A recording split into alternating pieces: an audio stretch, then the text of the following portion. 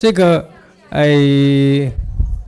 我先很简短的介绍一下肯仁波切啊，他是现任是那个南印度惹对寺的住持，他现在是第2任了。那他可以说是藏传佛法当中第一个，重要寺院，然后第一个那个美国人、外国人、洋人，然后当住持。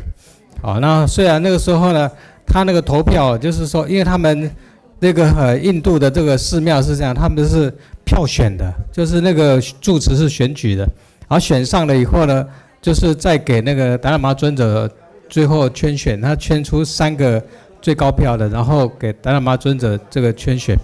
那就这个事情来讲，就是他们当时说实在仗着有一点点那个他们意见上的看法，觉得说这个怎么给一个洋人做了住持呢？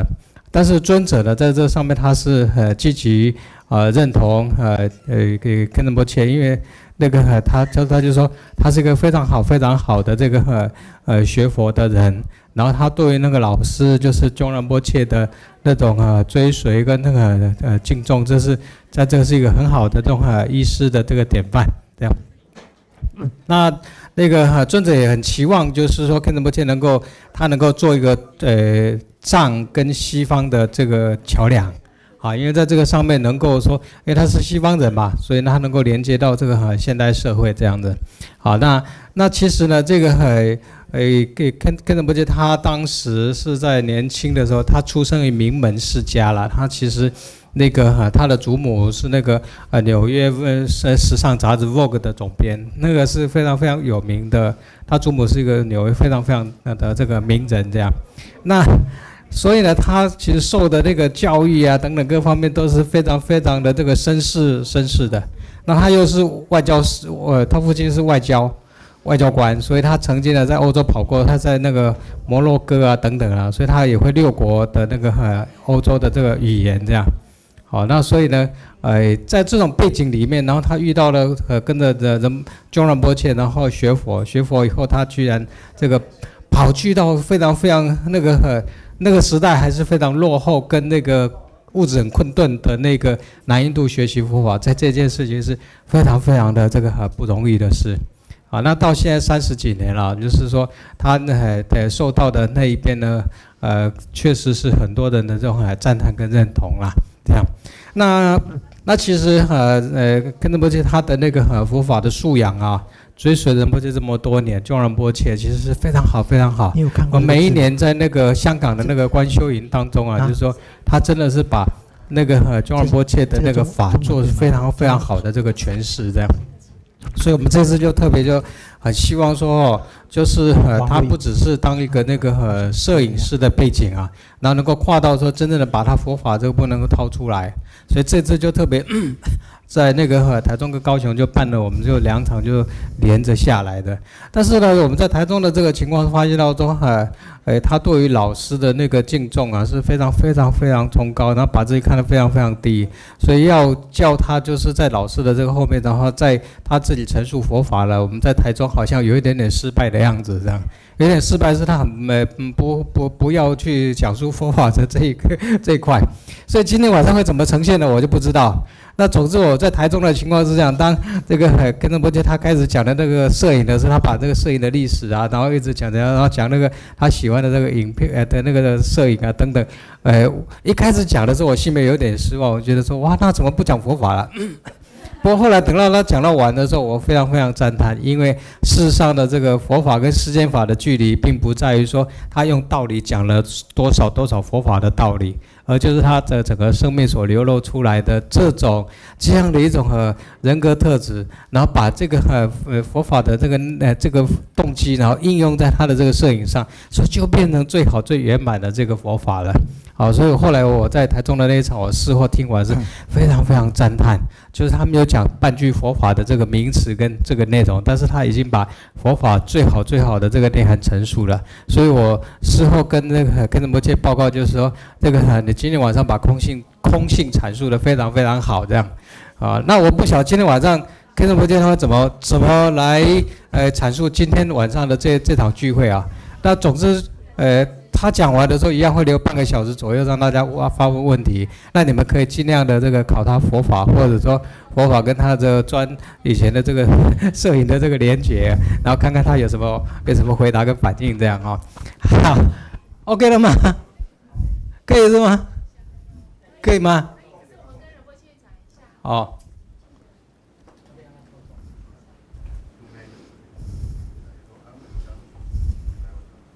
可以了哦。好，那我们就那个拍手这个欢迎跟着波姐。Do you want to stand or sit? Stand. 好，那怎么这样站着讲啊？可以。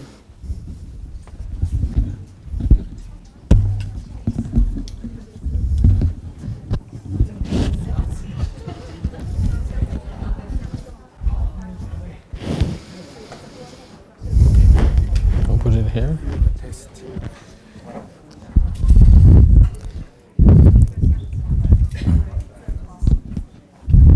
Good evening. 各位晚安。How do you say good evening? 晚安。晚安。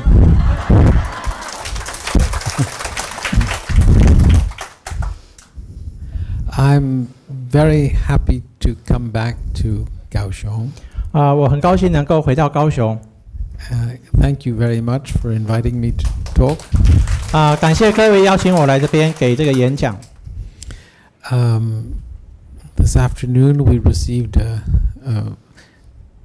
very profound, simple, essential teaching from Chungla Rinpoche. 今天下午呢，我们从中拉仁波切那边呢，接受了非常深刻、简单，但是又非常重要的教授。This is so sensitive. You hear me breathing. 这个麦克风好像非常灵敏，所以各位可以听到我的呼吸声。Maybe this can be a little lower. 那也许麦克风音量可以降低一点吗 ？Yeah. Okay. It scares me. It's like a horror movie. 就是这个可以听到自己呼吸声的，就是把我吓到，好像我们看那个恐怖电影一样。My nose is too long, so the breathing goes in. 我的鼻为什么我呼吸声那么大呢？因为我的鼻子太长了，就是。Yes. He's taken out of the angle of the nose. 他把那个麦克风呢，从我这个鼻子那个角度移开啊。鼻子 is very 大。Yes. 我的鼻子很大。Okay, so this evening I have been given 2 tasks.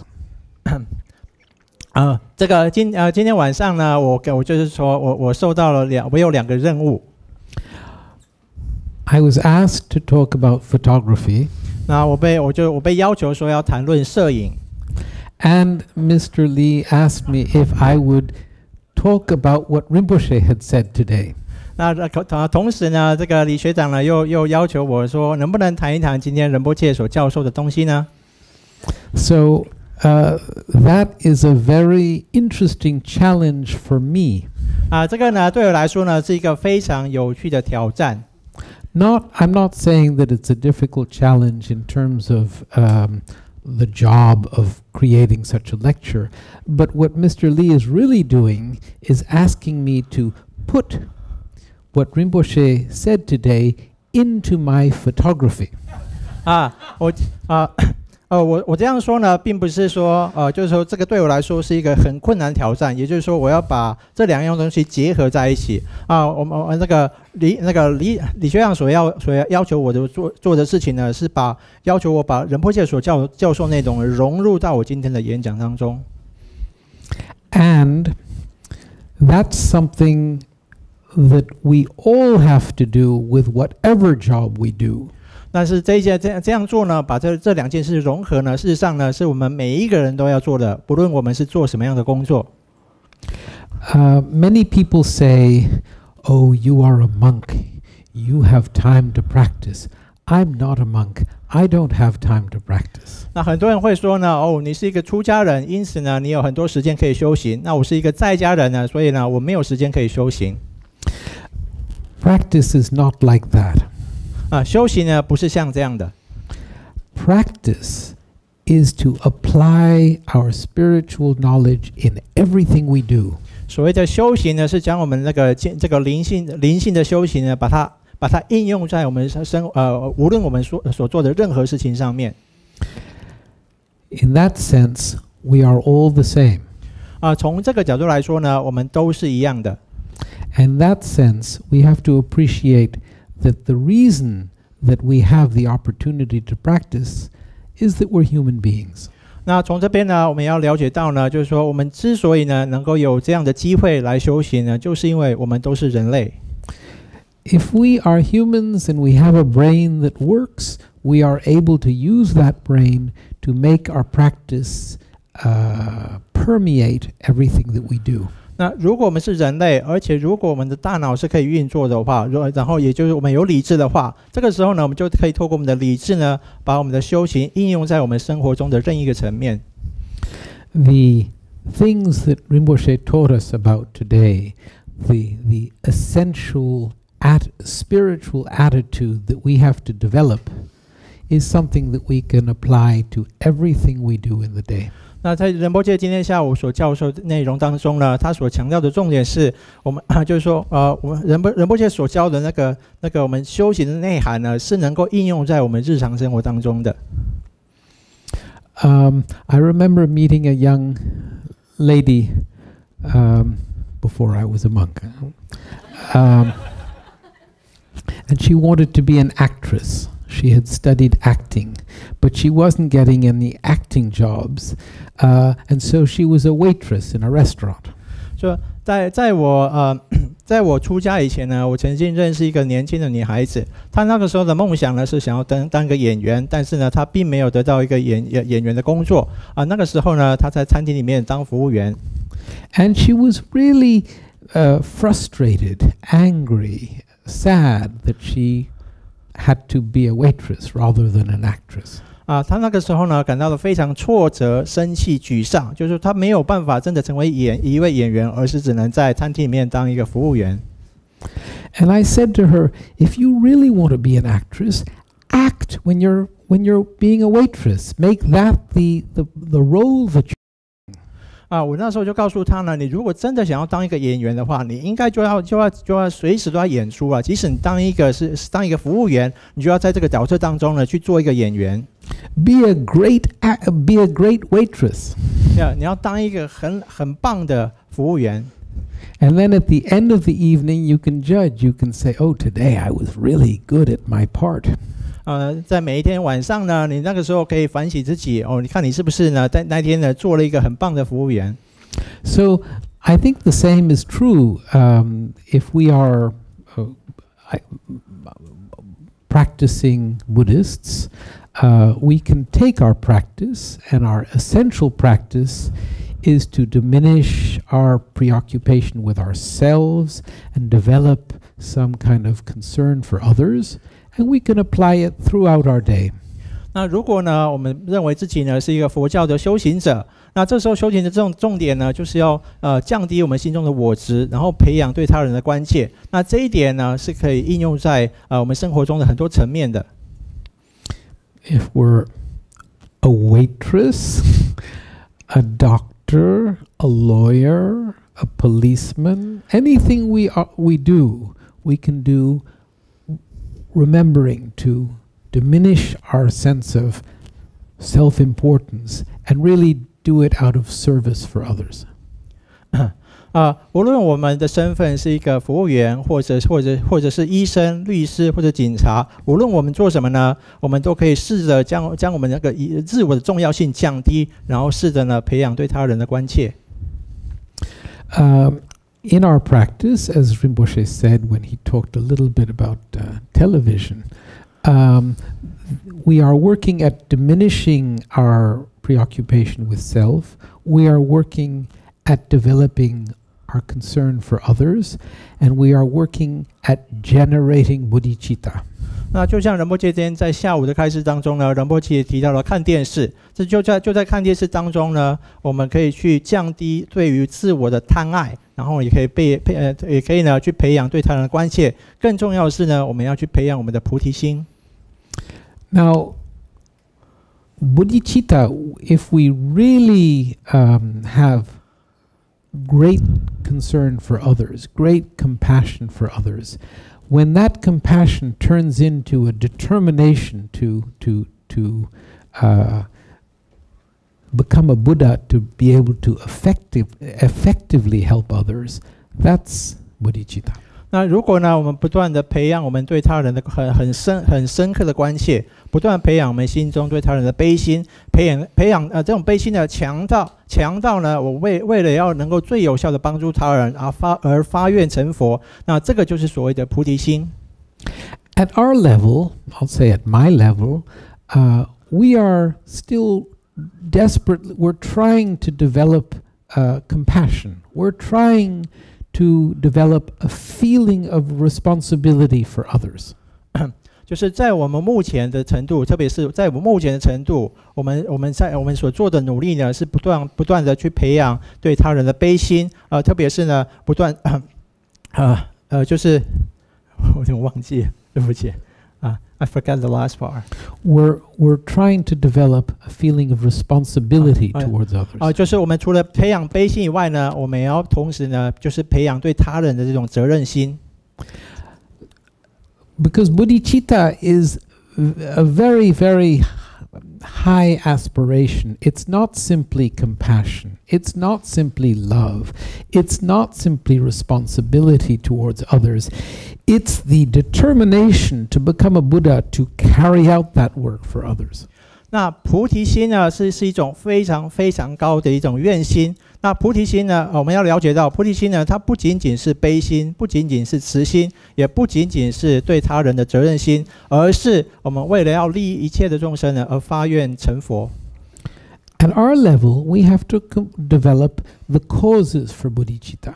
那在我们目前的程度的基础之上呢，我们所要培养的是升起菩提心的因。We have to develop concern for others. We have to stretch from being, we are naturally selfish. I am. 我们要培养对他人的这种关切，我们要把我们的心呢延伸出去。那我们在我们目前状态呢，我们都是非常自私的。Each of us is the center of the universe. 我们每一个人呢都是宇宙的中心。That's how selfish we are. 所以这表示呢，我们有多么的自私。Now, we have to begin to say, "Oh, it's true. I am the center of the universe, but so is he, and so is she, and so each one feels the same way." 所以我们要了解到呢，我们在觉得我们自己是整个宇宙的中心的时候呢，我们也可以看到旁边的这个人也是，那个人也是，所有人都是有类似的这种行为。My translator this evening is an astrologer. Astronomer, sorry. 所以我今天的这个翻译呢是一个占星家，后来我就跟他纠正说我是天文学家，不是占星学家。So he knows that I am the center of the universe. 所以呢，所以这个我旁边的翻译者呢了解到，根仁波切呢是宇宙的中心。And he knows that his wife is the center of the universe. 他同学了解到呢，他的太太呢坐在那边呢，他也是宇宙的中心。And he knows that his son is the center of the universe. 这个翻译也知道我的那个儿子呢也是宇宙的中心。Now he just has to work at knowing that each of you is the center of the universe. 所以我们这时候就是要努力的去了解到每一个人呢都是宇宙的中心。So, just as I was saying that waiters and lawyers and policemen can work this way, astronomers can too. 就是我们刚 I 刚 got 讲 it 到 right, thank goodness. 他刚讲到了，不论 astrologers. 是服务员呢，或者是律师呢，或者是医生呢，都可以这样来，都可以这样来做，包括一个天文学家也可以这样做。And so can photographers. 所以因此呢，一个摄影师也是这样的。So, I put together a little set of photographs which tells the story of the history of photography. 那我把一些照片放在一起呢，放在这个投影片上呢，然后就是要透过这些投影片呢，告诉大家摄影的历史。And though the motivation with which we take pictures can be infused with compassion, love, bodhicitta, whatever qualities we have, 在我们做摄影的时候呢，我们可以将比如说慈心、悲心以及菩提心呢，都融入在我们所从事的摄影当中。Photography also gives us the opportunity to think about emptiness. 那同时呢，在摄影呢，也可以让我们有一个机会呢，去思维空性。And of course, when we see a photograph of something, it's not the actual thing, it's a photograph. 当然呢，当我们看到一张照片的时候，那张照片呢，并不是它内容那个东西本身，而是一个影像。And so, to begin to understand that things are all illusory, it can help. 所以呢，因此呢，就是说，这一点呢，就可以帮助我们去了解到外在的现象呢，都是如幻的。But more interesting than that is the idea that a photographer is not photographing what's in front of him simply to photograph what's in front of him. A photographer is putting together an image, is making a photograph. 那一个摄影师呢，他所要拍摄呢，并不是他那个就在眼前呈现一个很真实的东西，而是他把一些东西呢组合在一起，然后有点是创造的这种意思。A photographer does not simply aim his camera at a subject, put the person in the middle and click. A photographer makes a composition. 那个摄影师呢，并不是要把你的相机呢去对着某一个人，然后就是按那个快门，而是呢，他要把东西组合在一起。And so that composition is the creation of the photographer. 那这个构图或组成呢，事实上呢，就是来自于摄影师的创造。To see photography that way is to begin to think about the whole idea that things exist not from their side, but by imputation. 我们那从这个角度去看摄影呢，我们这个就可以连接到，就是事物呢，并不是从他那一方自己呈现、自己成立的，而是我们安立上去的。Now, when we are doing our jobs, whether it's photography or whether it's astronomy, it's a little more difficult to maintain a compassionate attitude. However, when taking photographs, to realize that every photograph is imputed by the photographer, that is easier to bear in mind.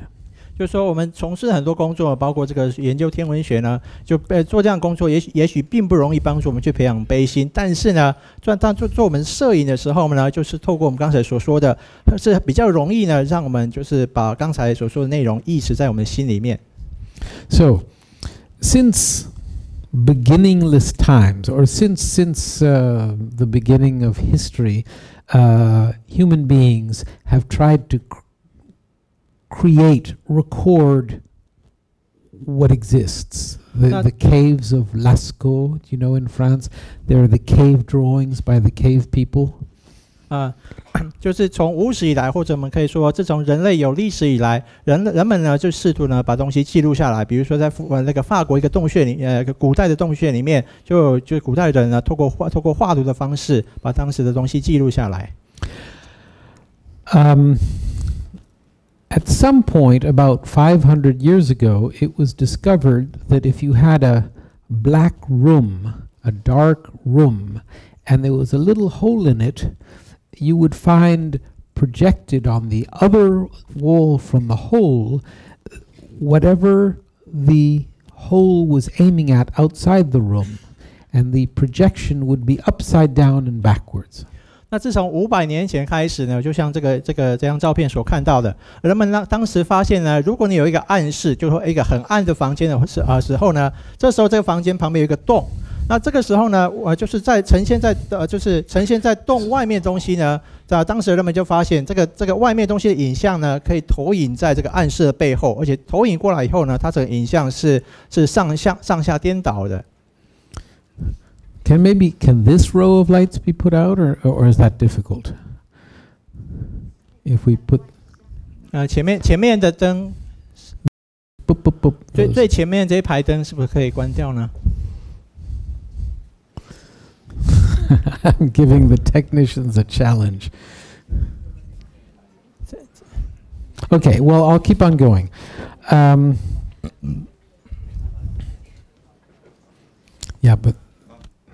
Yeah, it works. Very good.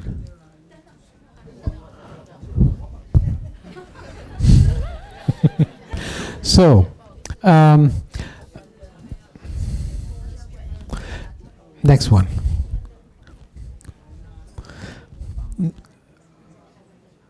There was not one between the two? 就是没有这2张之间的。前面应该还有一张。Yes. So that box was made a little more sophisticated in the late 18th century, early 19th century. They put a mirror here and a lens where the hole was, a mirror here, and up here the person would draw, so that he would have a flat surface with whatever the lens was aiming at, and then with a pencil he would make a drawing. 就是这个你们现在看到这个箱子呢，是用一种比较复杂的方式去做成的。那这个箱子呢，是在18、19世纪末的时候呢，当时人们呢就会透过这个箱子首先呢，外面的影像会透过那个镜头呢投影到那个里面那个镜子上，接着这个镜子呢会把光反射之后呢，那个人呢就可以在一个平面上，然后在一张纸在一个平面上呢，然后呢去把他所看到的东西，把它用画的方式画下来。All right. Don't forget that if he has compassion, his photography is compassionate.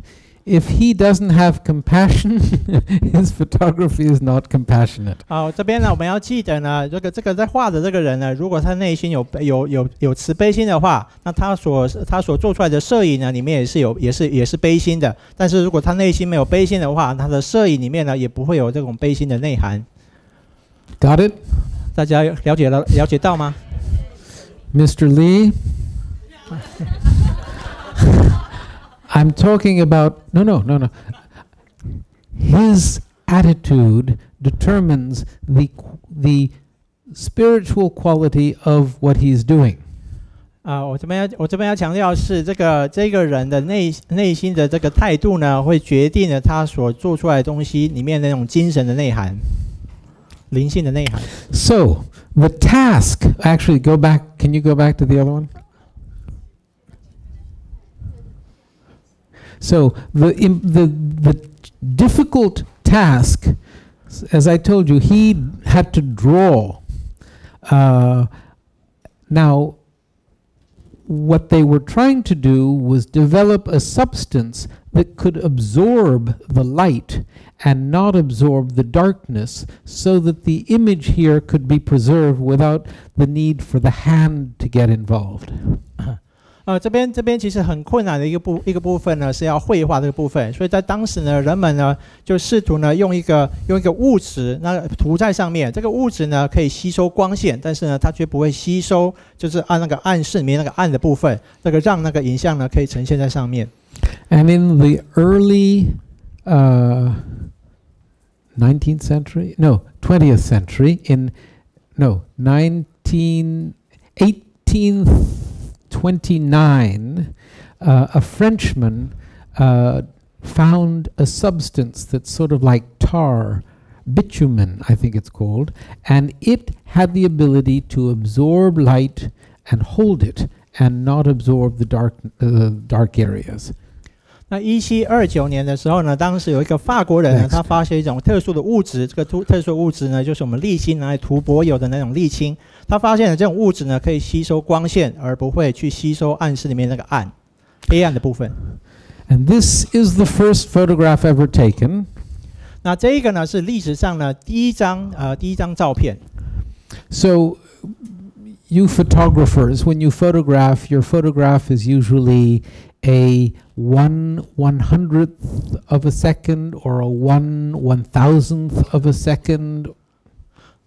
各位在座也在做摄影的时候呢，我们在拍照的时候呢，往往都是在1%秒或1/1000秒这个那么短时间内所拍下的照片。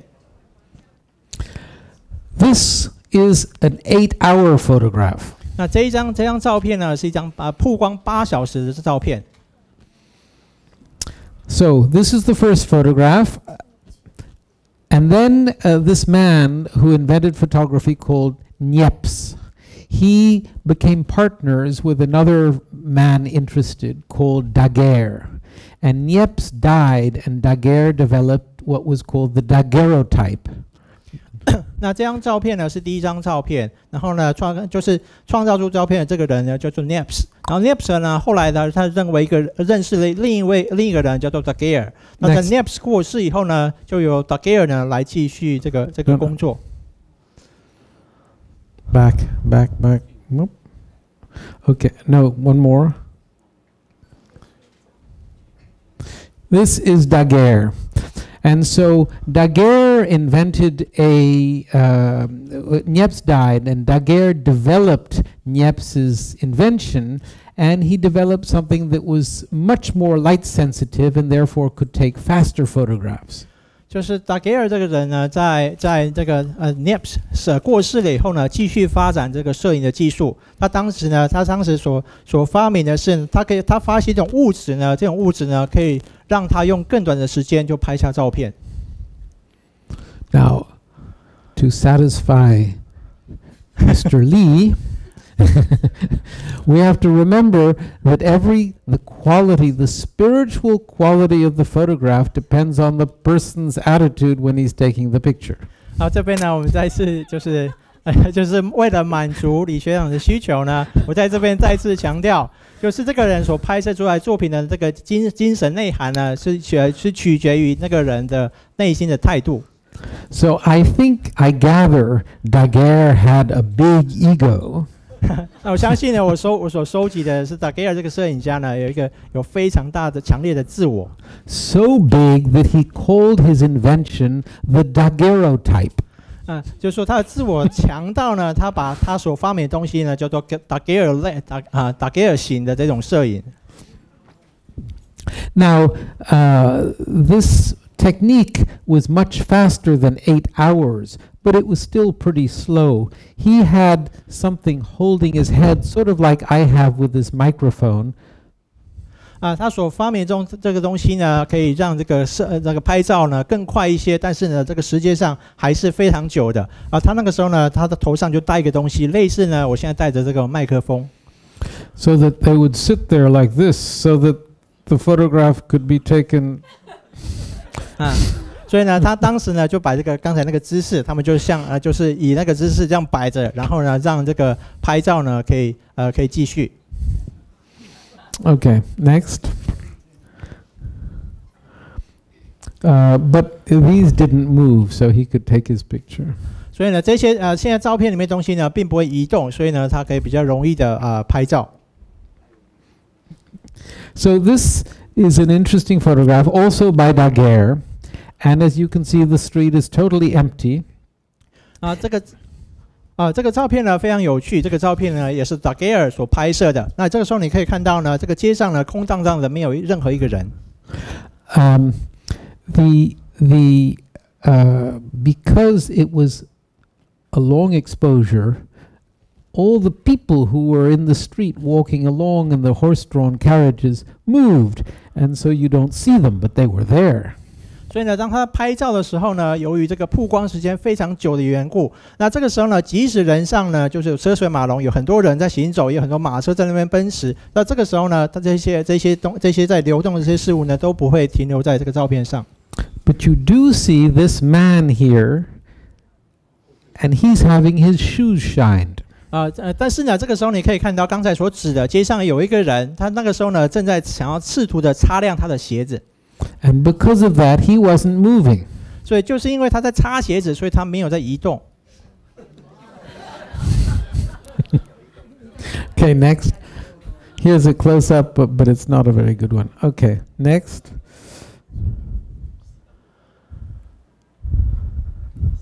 Okay, so now the invention of Daguerre, Daguerre presented it to the Academy of Science in France, and the Academy of Science bought it from him and gave him a pension for the rest of his life. Pension Money. 退休金啊，就是这达盖尔呢，就是把他的发明呢，就是说告诉了这个法国科学院。这个时候，法国科学院呢，就是花了一大笔钱呢，把他这一个发明呢买了下来，那接着呢，给他一笔退休金。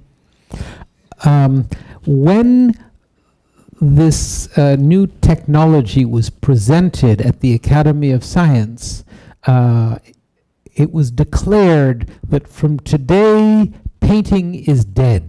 所以当这个达盖尔呢首次在这个法国科学院的人们前面呢，就是呈现这个新的发明的时候呢，当时呢人们就说呢，绘画已经死了。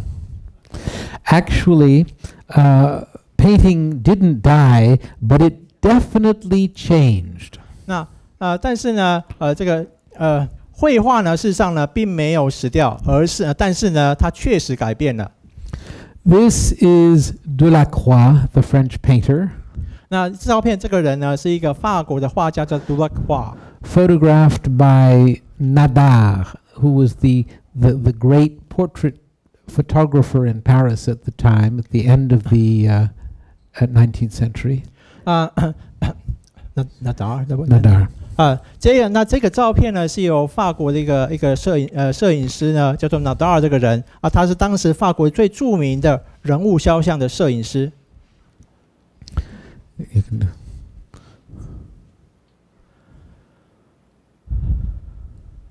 So this is a painting by Delacroix, the last fellow, and you can see that there's a lot of action, movement in the painting that still continued because photography couldn't do that. 这个是这个刚才讲那个画家Delacroix的所画的一张画，在这张画当中呢，你可以看到很多动作。那你可以看到，那由于呢摄影呢还没有办法拍下这些动作，所以因此呢，像这样类型的绘画呢，仍然是持续的。Next, is there not one before this? Yeah, Monet, the surrealist. Sorry, the Impressionist. So Monet this is a photograph by Nadar of Monet. And what's interesting is that Monet took painting to a place that it had not been. And that was possible, or that was acceptable, because photography had assumed the role of portraying reality. Could you repeat? I think I didn't get all points. Monet's painting Yeah. was acceptable, was possible, because photography had taken the role, had assumed the responsibility of portraying reality. I mean, he's acceptable to draw on the wall. No, he's a painter. Monet is a okay. famous Impressionist Yeah. painter. 这张照片呢是这个印象派的画家莫内然后呢，他当时呢，他的绘画是可以被接受的，因为当时呢，人们已经认为呢，就是拍人物肖像呢，这已经变成一个摄影师的工作。Monet. 这是莫内的画。And Cézanne. All these painters, this whole new style of painting was possible because of photography. Photography sort of made this happen. 那像这样的绘画呢，是这个塞上的绘画。那他们之所以可以有这种新的一种类型的绘画呢，就是因为这个当时摄影的关系。摄影呢，让他们的绘画的这种风格开始产生了变化。You can do next. Manet and his painting. 刚是 Manet， 然后呢，这个然后这是莫内的绘画。Next. Baudelaire was a... Now, I'm showing you these because I think they're very beautiful portraits. And they show you that even at the very beginning of photography, those photographers were producing very powerful, fine photographs. 之所以可以呈现呈现这些给各位看呢，就是要告诉各位，即使当时像这样的人物肖像呢，即使当时只在这种摄影刚开始发展的初期，他们当时呢就已经能够拍摄出这样强而有力的这种照片。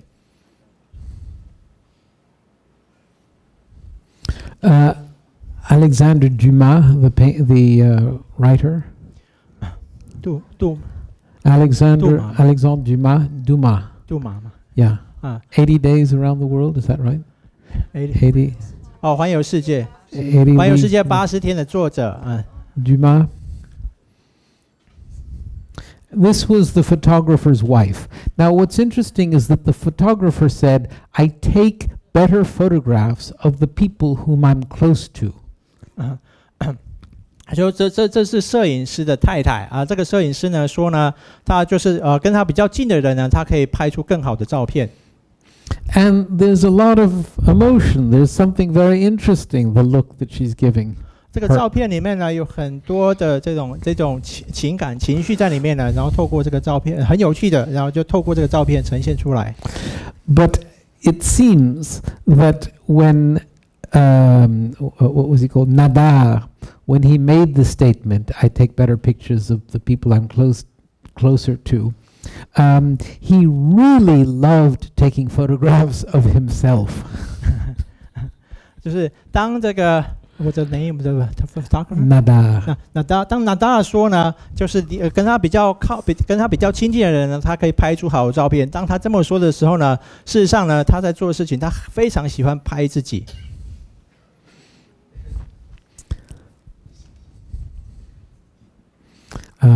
George Sand, she was the wife or lover of Chopin. 肖邦Mrs. Chopin.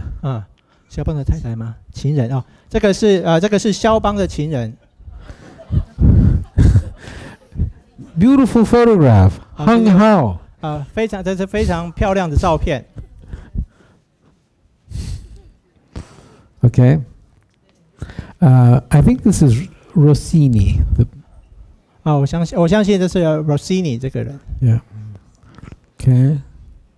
Okay. Now, so that's France. In England, they also invented the photography at pretty much the same time. 那刚才讲的是在法国所发生的事情，但是在同时呢，英国呢也发生了类似的事情，就是发明了摄影。So Daguerre sold his experiment to the Academy of Science.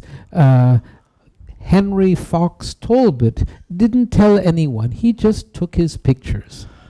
那刚才Daguerre呢将他的这个实验呢卖给了法国科学院，但在同时呢，在英国这个摄影的发明者 Henry Fox Talbot 呢，并没有告诉任何人，他只是拍他自己的照片。So from the point of view of Mr. Lee's reminding us about maybe Henry Fox Talbot was a little more humble. 那这时候呢，我再次回应这个李学长的这个要求。我们这时候可以说呢，也许英国这个摄影发明者 Henry Talbot 他的自我是比较小，他是比较谦卑的一个人。So he was a what's it called, like an aristocrat. aristocrat, nobleman. Huh? Aristocrat is like a high level in society. The aristocrats, you have the king, and then you have the. You say he's a high level. Yeah. 哦，就他可能是一个在英国比较在社会层次比较高的一个人士，上流社会的人士。So I think this was his house. 那我相信呢，这个是他的房子。And he had a lot of time because aristocrats don't have to do any work. 这个因为我相信呢，他有非常多的时间，因为在当时呢，这个上流社会的这些贵族呢，也许不需要做很多事情。And he invented some light sensitive material that came from the juice from the potato. 他当时呢发明了一种感光的物质，这个感光物质呢是来自于马铃薯的那个汁。But whatever was light became dark on the he would put this juice on a piece of paper. So whatever was light became dark, whatever was dark became light. 当这个光线变暗或者就是说变亮的时候呢，他这时候呢会把这种感光物质呢涂在一张纸上。And so the original negative is something that Fox Talbot created. 所以最早的一种底片，就是摄影里面的负片呢，就是由这个 Henry Fox Talbot 所发明的。This is Henry Fox Talbot. 那这是 Henry Fox Talbot。He looks a little more humble than Daguerre. 他是否看起来比 Daguerre 更谦卑呢？Okay, next. So these are the pictures that he took in his, like on his property. 这是在他的所居住的地方呢所拍摄的一些照片。But he wasn't working in a studio the way Daguerre was. He had these cameras, and he would put them in different places and leave them there for like 2 or 3 hours to expose, and then he would go and pick them all up and develop the negatives. 他这个 Henry Fox Talbot 他并不像 Daguerre 那样是在工作室里面去做摄影的工作，而是呢他所做的呢是将他的相机呢放在很多个不同的地方，然后接着呢将它们曝光2-3个小时，最后呢再把它们收集起来。集起来 Sam, 集起来 So this is the negative, and then you make the positive. 那这个左边那个是他那所摄影的负片，右边那个是正片。Okay, this is another of his pictures on his property. 这是他另外一张他的拥有的财产的一张照片。And I think they're quite magnificent, these early photographs. 所以我们可以从照片可以看到这个建筑呢非常的宏伟，即使它是一个很早的照片。Okay, now this is another French photographer called Le Gray, and he was using the camera to do simple seascapes. 这是另一张法国摄影师的照片，他只是很单纯的去拍摄海景。So one of the things that photographers did, you had different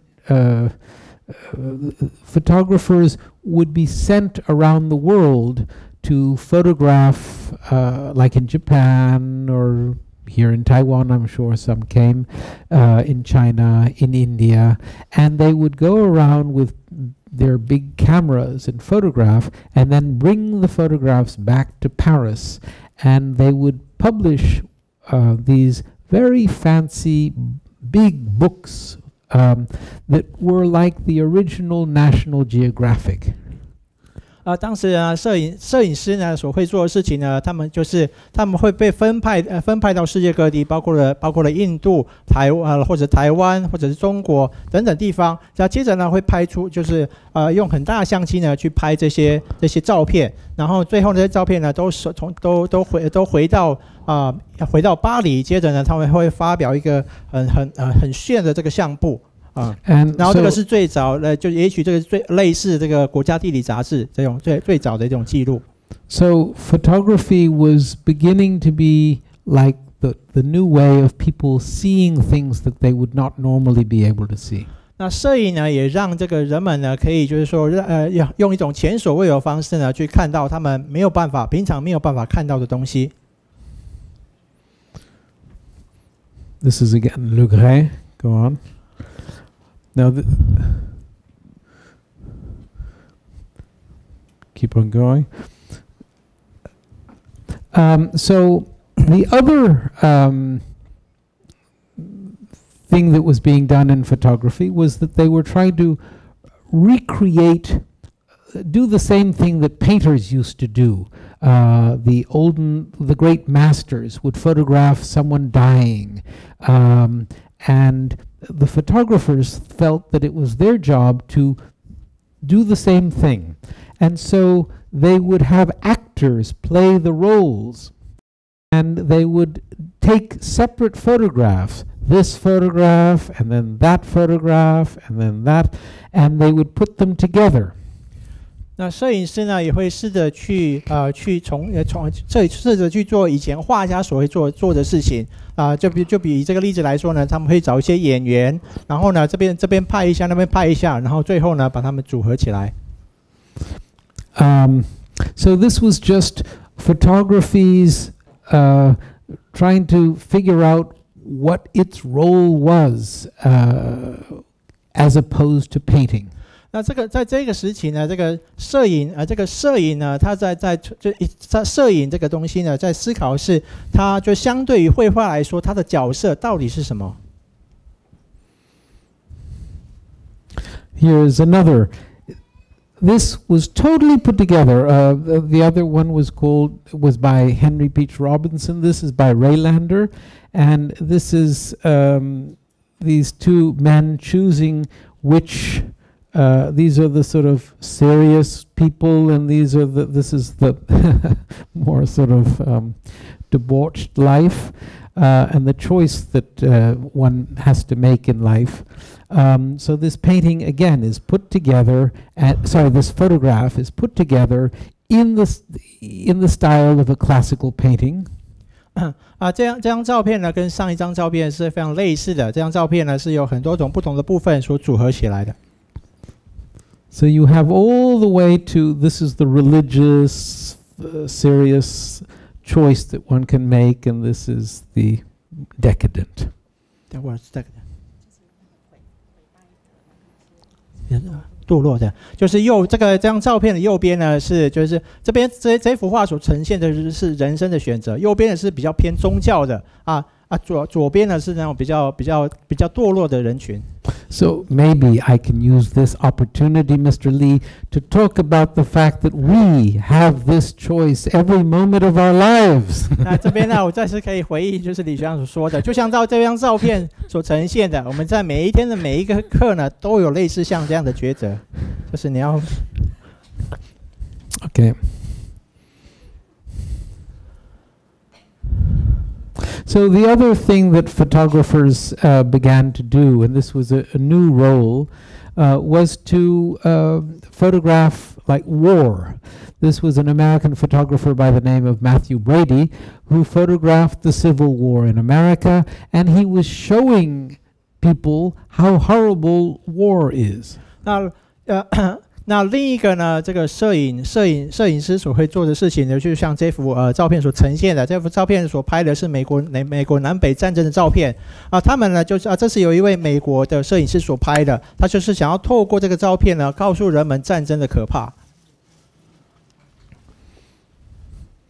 He photographed these dead bodies in the Civil War. There were many deaths. 他当时呢，就这张照片呢是很多尸体的照片。当时在美国的南北战争呢，就有非常多人死去了。A general during the Civil War. 这是在南北战争的一位将军。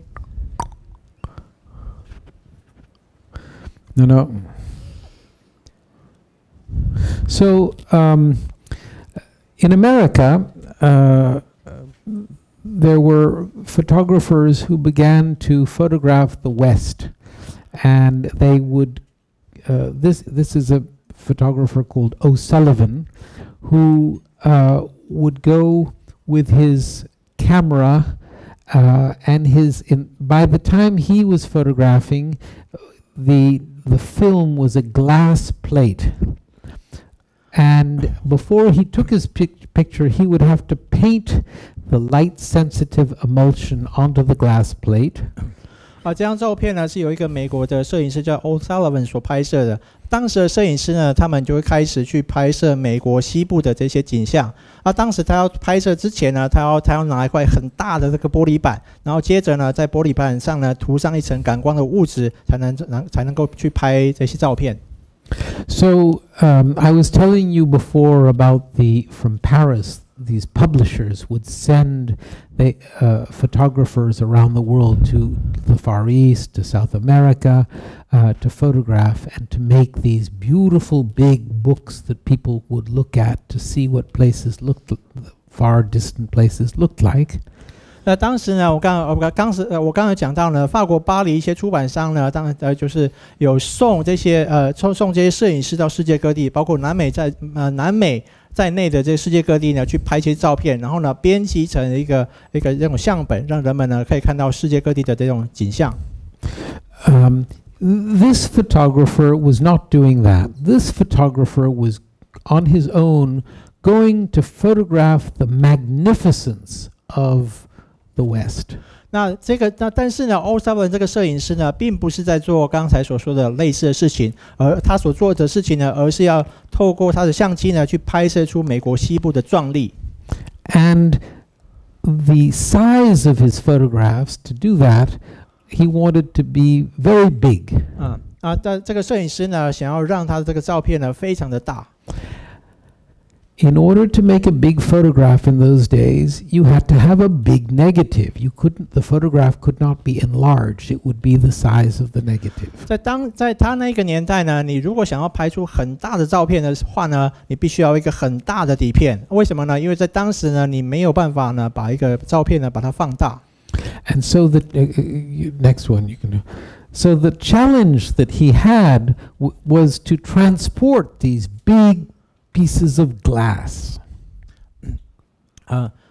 所以呢，当时这个摄影师他最大的挑战呢，是要怎么样把这个很大这个感光用的玻璃板，把它运送这个玻璃板。He had these big wooden boxes with his pieces of glass in them. 他当时呢就有一个很大的木箱子，然后可以装这些木箱子呢，可以装这些玻璃板。And he would transport them up to his places where he took his pictures. 他当时呢，就是必须要把玻璃板带着，然后把这些玻璃板呢带到他要拍照的地方。Like this. 就像这个地方。And he produced magnificent photographs. 所以我们可以看得出来，他拍出这种非常雄壮、非常壮丽这个景象。I think. 我至少我这么认为。Thank you. 谢谢。Okay. Now we go back to Paris. 现在呢，让我们回到巴黎。And we go to this man, and he was a very simple, humble man. 那我们现在看这张照片的摄影师呢，是一位非常单纯、非常谦卑的一个人。He had worked in a circus. 这个摄影师呢，以前本来是在马戏团工作的。And he loved the city of Paris. 这个摄影师呢，非常热爱巴黎。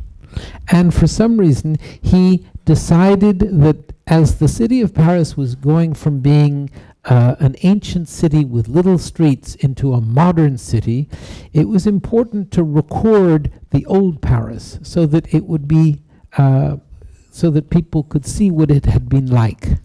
这个摄影师呢，基于某种理由呢，他想要去把这个巴黎的这个景象拍下来。当时的巴黎呢，正在从一个古代的，就是比较旧时代的巴黎，就是街道都是小小弯曲的，转变成现在的城市。所以当时呢，就是他试图呢，将这个比较这个老旧的巴黎拍下来，以让人们看到当时巴黎到底长什么样子。But of course, we aren't able to know what someone else's motivation is or what is in their hearts. But this was definitely a humble man. 当然我们很难知道别人内心的想法或动机到底是什么。但是呢，这张照片的摄影师确实是一个非常谦卑的人。He wasn't trying to do portraits of the rich and famous of Paris. 他当时呢，并没有去拍摄那些巴黎市那些很有钱人的肖像。He was selling his photographs to the archives of the city of Paris. 就是他当时呢，就他所做的事情呢，是将他的这个照片呢卖给巴黎市这个档案资料室。And if you go to the archives of the city of Paris today and you ask to see what a certain place looked like at the beginning of the 20th century, they will show you a photograph by Atget. 你如果呢有机会到这个巴黎的这个档案资料室里面呢，问他说这个以前的巴黎到底长什么样子，那个时候呢，他们就会告诉就是拿这个叫做Atget这个摄影师这个照片给你看。He was never famous in his life. He just took his pictures and provided them to the city of Paris. 他在他那个年代呢，从来没有变得有名过。他仅仅所做的是拍摄这些照片，然后将这些照片呢交给巴黎市。He was like a monk of photography. 那他就像一个摄影界里面的出家人。Okay.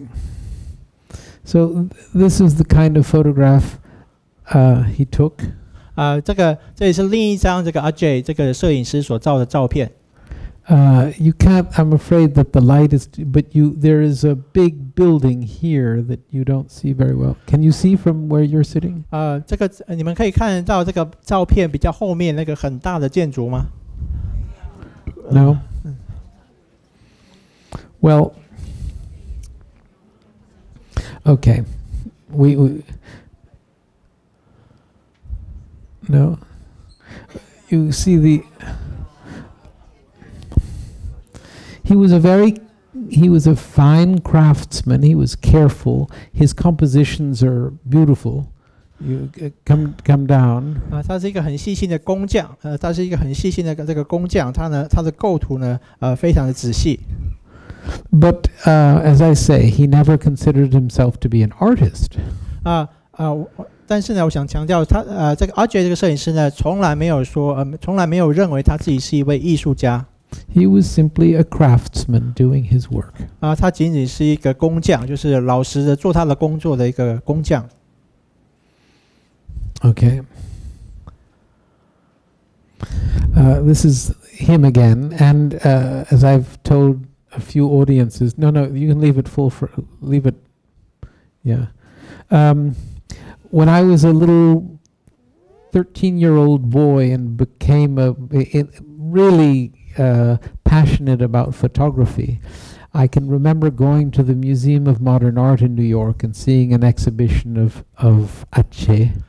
这是一张Atget这个摄影师的另一张照片。那我还记得呢，当我还在13岁的时候。然后呢，我会到纽约的这个现代美术馆呢去参观那个时候呢，我就看我在13岁的时候，那时候是正当我开始对摄影开始热衷的时候。那个时候呢，我就到纽约的现代美术馆去参观。那个时候呢，我就看到Atget这个照片的这个展览。Atget was very careful about proportions. 那Atget这个摄影师呢，对于照片里面这个比例呢是非常重视的。And look back. Can you quickly go back to and then come? Boom, boom. One more. Yeah, you can see that there's this extraordinary attention to composition, this close and big as it goes back, these trees going, all of it is, he placed himself very carefully to create an image. He didn't have to. The people he sold his photographs to couldn't care less. I didn't understand. The compositional elements that he was so careful about, the people he was giving the pictures to, the city of Paris, they didn't care. But he really made his photographs as fine as possible.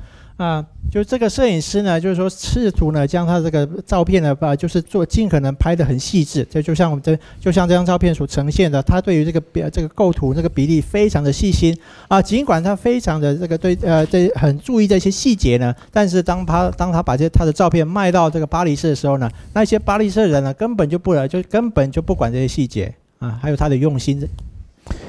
A lot of the photographers we've seen, as I said, had big egos, considered themselves artists. I feel that there's a purity in his photographs because of this humility. 就是我们刚才有讲到呢，很多摄影师呢都有很强的自我中心这种倾向，也就是他们往往会认为他们是艺术家。但是呢，从这个阿杰这个照片里面呢，你可以看到他有一种很纯粹的、很单纯的一种性格在里面。他是一个他真的是一个很谦卑的人。Again, beautifully composed. Another. 很棒的构图。I like this one. 我很喜欢这张照片。Thank you. I'm sure that wherever he is, he's a little embarrassed. 我相信呢，当你们在鼓掌的时候，我相信如果这个无论这个阿杰这个人在什么地方，他都会像刚刚那样鞠躬，然后呢会感到有点不好意思。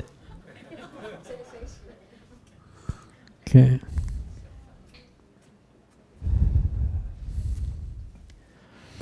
So this is an example of the kind of thing that he did for himself. I don't think anyone was buying this, but it showed an interest in, let's say, modern composition that inspires me. As I've said a few times, whenever I see a tree in a lake, I try to do this. But it's very difficult to have all these things in my picture. He did it so well. 从这张照片呢，我们可以看得出阿杰他所会做的事情我不确定呢有没有人会去买这样的照片当时呢他所做这张照片所呈现的就是现代的构图。那这样的构图呢也启发了我。那每当我看到一根树呢站立在这个湖前面的时候呢，我就会试图去拍类似这样的照片。但是呢，我照片里面没有拍不出那种上面那些比较细的树枝。Okay. Now we go back to America. 我们现在呢回到美国。I love that America is 美国。But 我很喜欢美国被称为在中文被称为美国。So from that very simple, humble monk photographer, we go to a man by the name of Alfred Stieglitz. 我们现在呢就要从那个很谦卑的、很单纯的这个摄影和尚现在我们转移到这个美国的这个摄影师 Alfred Stieglitz。Stieglitz was the person who proclaimed that photography was art. 那 Stieglitz 这个摄影师呢，他就是宣称呢，这个摄影呢是一种艺术。And he created a gallery where he showed photographs the way one would have before shown paintings. 那他呢就创设了一个艺廊，在这个艺廊所展示的是这些摄影作品。他展示的方式呢，就像过去人们在展示绘画的时候是一样的。And along with photographs, he was the first person to introduce impressionist paintings in America. 那除了摄影以外呢，他就是在美国首次引进印象派绘画的这个人。He had the first exhibition of Cézanne. 他在美国呢，就是他是第一个展出这个塞尚的作品的人。And in America, people thought it was ridiculous. That's not art. That's just simple apples. Anyone can do that. 在美国呢，当人们看到塞尚的绘画的时候，会感到这是荒谬的，那根本就不是艺术，那只是一个很简单的苹果而已，每个人都会画。So, though he was a great ego, he was also interested in showing other people's work, other photographers and painters. 虽然呢，这个 Stiglitz 这个摄影师呢有非常强的这种自我中心，但是呢，他却很乐于去展示别人的作品，而展示其他摄影师或者是画家的作品。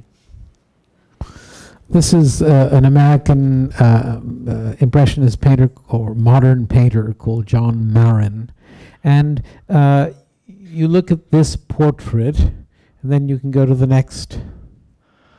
这是美国印象派画家，叫做 John Marin。This is Stieglitz's wife, Georgia O'Keeffe, famous American painter, woman painter. Have you heard of Georgia O'Keeffe? No. 这是 Stiglitz 的太太，她是一个美国很有名的画家，叫Georgia O'Keeffe。And people accuse Stieglitz of hypnotizing his subjects to make these powerful photographs.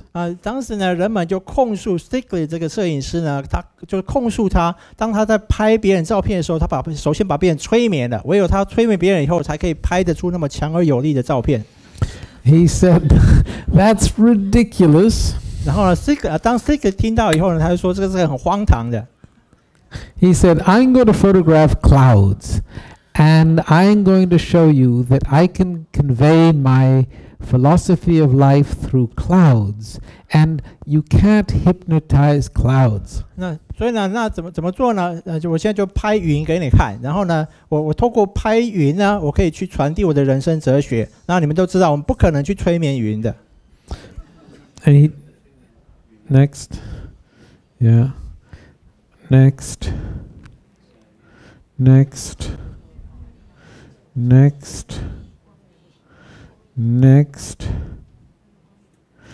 So that series of photographs of clouds is very important in the history of photography. They are called the equivalence series. 刚才那一个系列关于云那些系列的照片呢，在这个摄影史上是非常重要的啊。这一系列的这种照片呢，有一个专有名词叫做 equivalence， 在中文翻成等同物。No, better make it smaller. Just now this composition again was very influenced. He was influenced by painting from Japan and from China, and he brought those elements of composition into his photographs. 那这是另一张 Stiglitz 这个照片，从这个构图里面呢，他这张照片的构图他是受到日本还有中国的艺术家的影响，他把这个中国跟日本的艺术的元素呢融入到他的摄影当中。This was again his wife. 再一次，这个是这个摄影师的太太。And I'll show you. This is her painting. Go ahead. Do you know? You don't know this style of painting? 各位知道这种类型的绘画吗？这是刚那个摄影师夫人的绘画。So these are his wife took painted these, and so as I say, although he was adamant about promoting photography, he was also promoting new painting, modern painting. Stieglitz. This is Stieglitz's wife's painting. 就是说，当这个 Stiglitz 这个摄影师在推广摄影的时候呢，他同时也在推广这种新的绘画方式。Okay.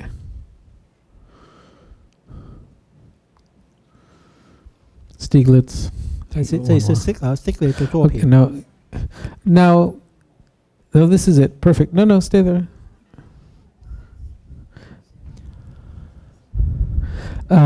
So,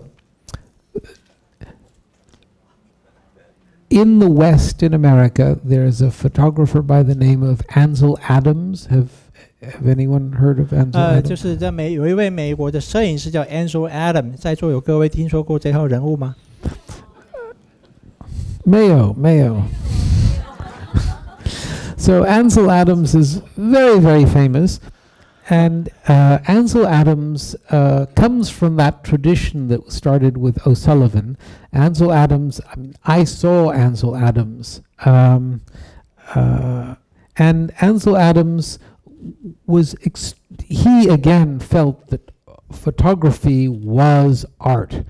And he would create these big photographs, and he would determine the quality of white, black, and all the levels of gray between white and black. He would control all this to make these magnificent prints. 那这个 Ansel Adams 是一位非常有名的摄影师，那我也曾经见过他。那这位摄影师呢，就是他也曾经就是宣称过，就摄影就是一种艺术。然后呢，在前面这个摄影作品里面呢，你可以看到有黑跟白的部分。然后呢，他会去控制每一个细节，特别是控制每一个这个颜色的渐层。And he was really concerned with preserving the West. 他非常重视就是保留美国的西部。And so, as much as he was trying to create these magnificent photographs, he was also trying to bring an awareness of the beauty of our West to the American government to preserve these places as national parks. 就当 Ansel Adams 在拍出这些壮丽的这些照片的时候呢，他同时呢也是希望传递就是透过这些照片呢传递给美国政府，然后告诉政府呢这个美国西部的美丽，也试图呢希望美国政府能够保护美国西部这个环境，然后呢而是透过那个设立国家公园的方式。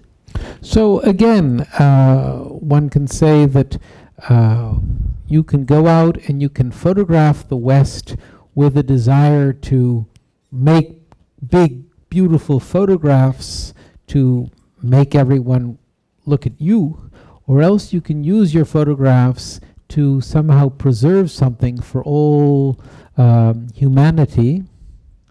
就是说我们这边呢，也可以再次跟佛法去相结合。在这边呢，我们去摄影呢，你可以就是说，你可以做的事情是，你可以去拍出一个很壮丽的这些照片呢，然后让每一个人都知道你。或者呢，你也可以找过来呢，就是说你去拍，就是你为了一切人着想了而去拍这样的影像。And if he were truly concerned about all the living beings who live in that area, then his wish to create these national parks could be extended not just to humans, but to the little animals that live there. 就是如果呢是对居住在像美国照片里面它的环境的人们产生一种真实的关切，而去拍这些照片，然后呢，而且呢，当他希望在创立国家公园的同时呢，也希望除了人类以外，也希望去保护到这个自然环境里面的一些生物。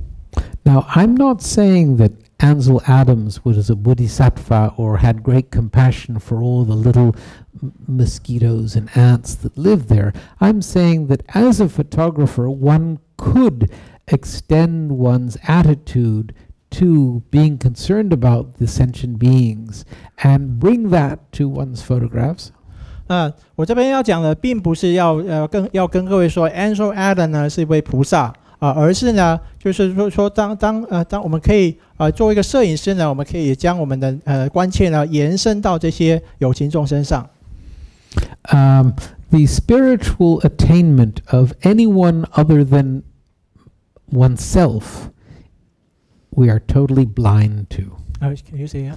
We are not able to know the attitude or the spiritual attainment of anyone but ourselves.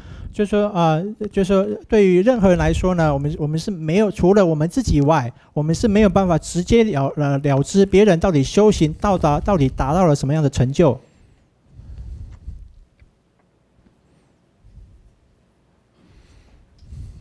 Again, he He controlled all. This is not a very good reproduction, but he controlled all the qualities of light and dark. You can go next. 这张照片里面也可以看到，这个 Ansel Adams 这个摄影师呢，就是控制了每一个细节，就是黑跟白之间这个渐层的每一个细节。Now he used a big, an 8 by 10 inch camera. 他用的是一个非常大，就是8x10英寸的相机。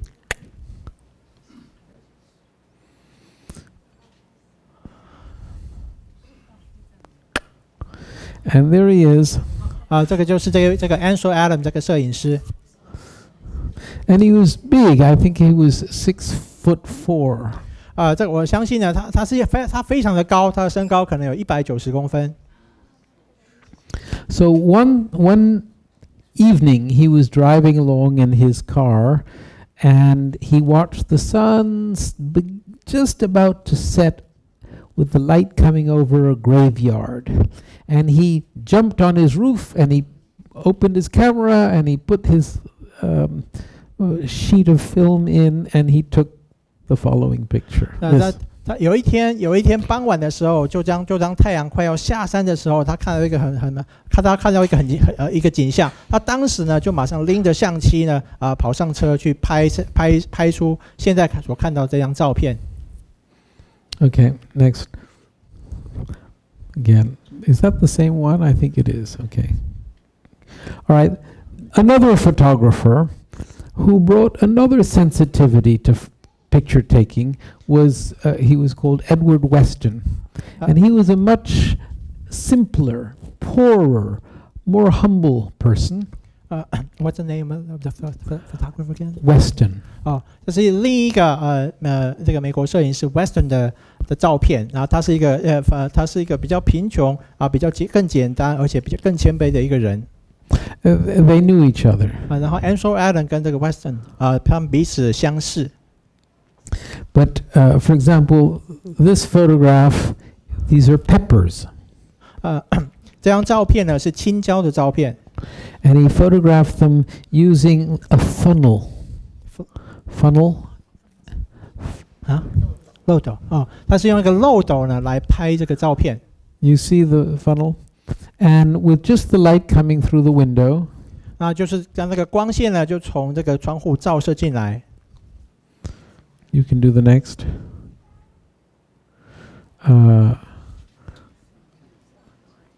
The desert.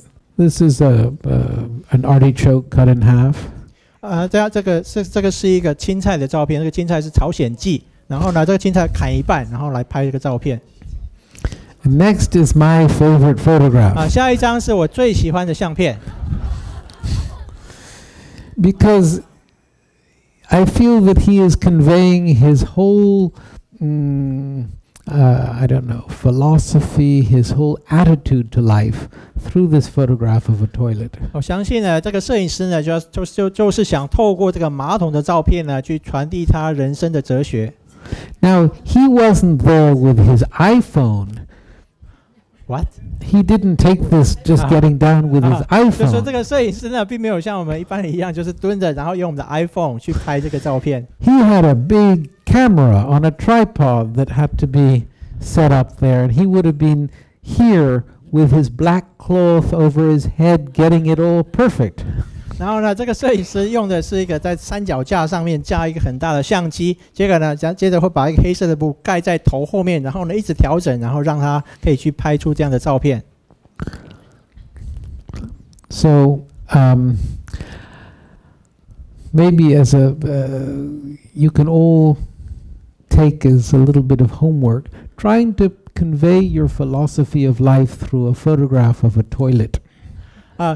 现在可以给各位一些这个回家作业，就是你们也许都可以透过类似像我们的手机呢，去拍马桶，然后透过你的拍摄呢，去传递你的人生哲学。No, I meant that seriously. 我是认真的。I photograph sinks. 浴缸吗？还是那个怎么洗碗槽？就是说我会拍洗碗槽。I've taken photographs of sinks, and over many years. 我曾经花了很多年去拍摄洗碗槽。My friends tease me. 我的朋友嘲笑我。I'm not interested in big modern sinks. I'm interested in the ones that are a little bit maybe cracked. Cracked. Yeah. 就是我朋友嘲笑我，是因为我好像对一些现代的事物没有兴趣，而是对一些比较破碎、比较破裂的东西有兴趣。Maybe I'm getting old, so I'm a little cracked. 也许呢，就是因为我变老，有老了，所以有点破碎了。Yeah, he was a great portrait photographer. You can do the next.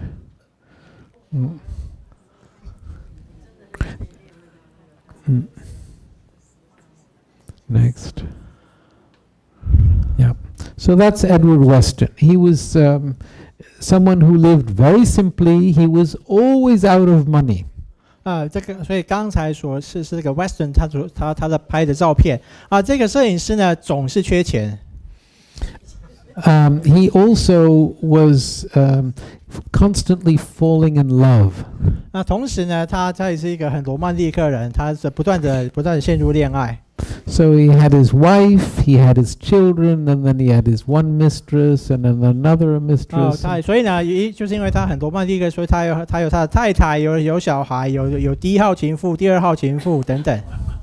So he had to support them all, so he had difficulty with money. 所以呢，他必须要在经济上去资助他们这些太太跟情妇，所以呢，他总是缺钱。But he really believed in photography and in the importance of working to make photographs for whatever purpose.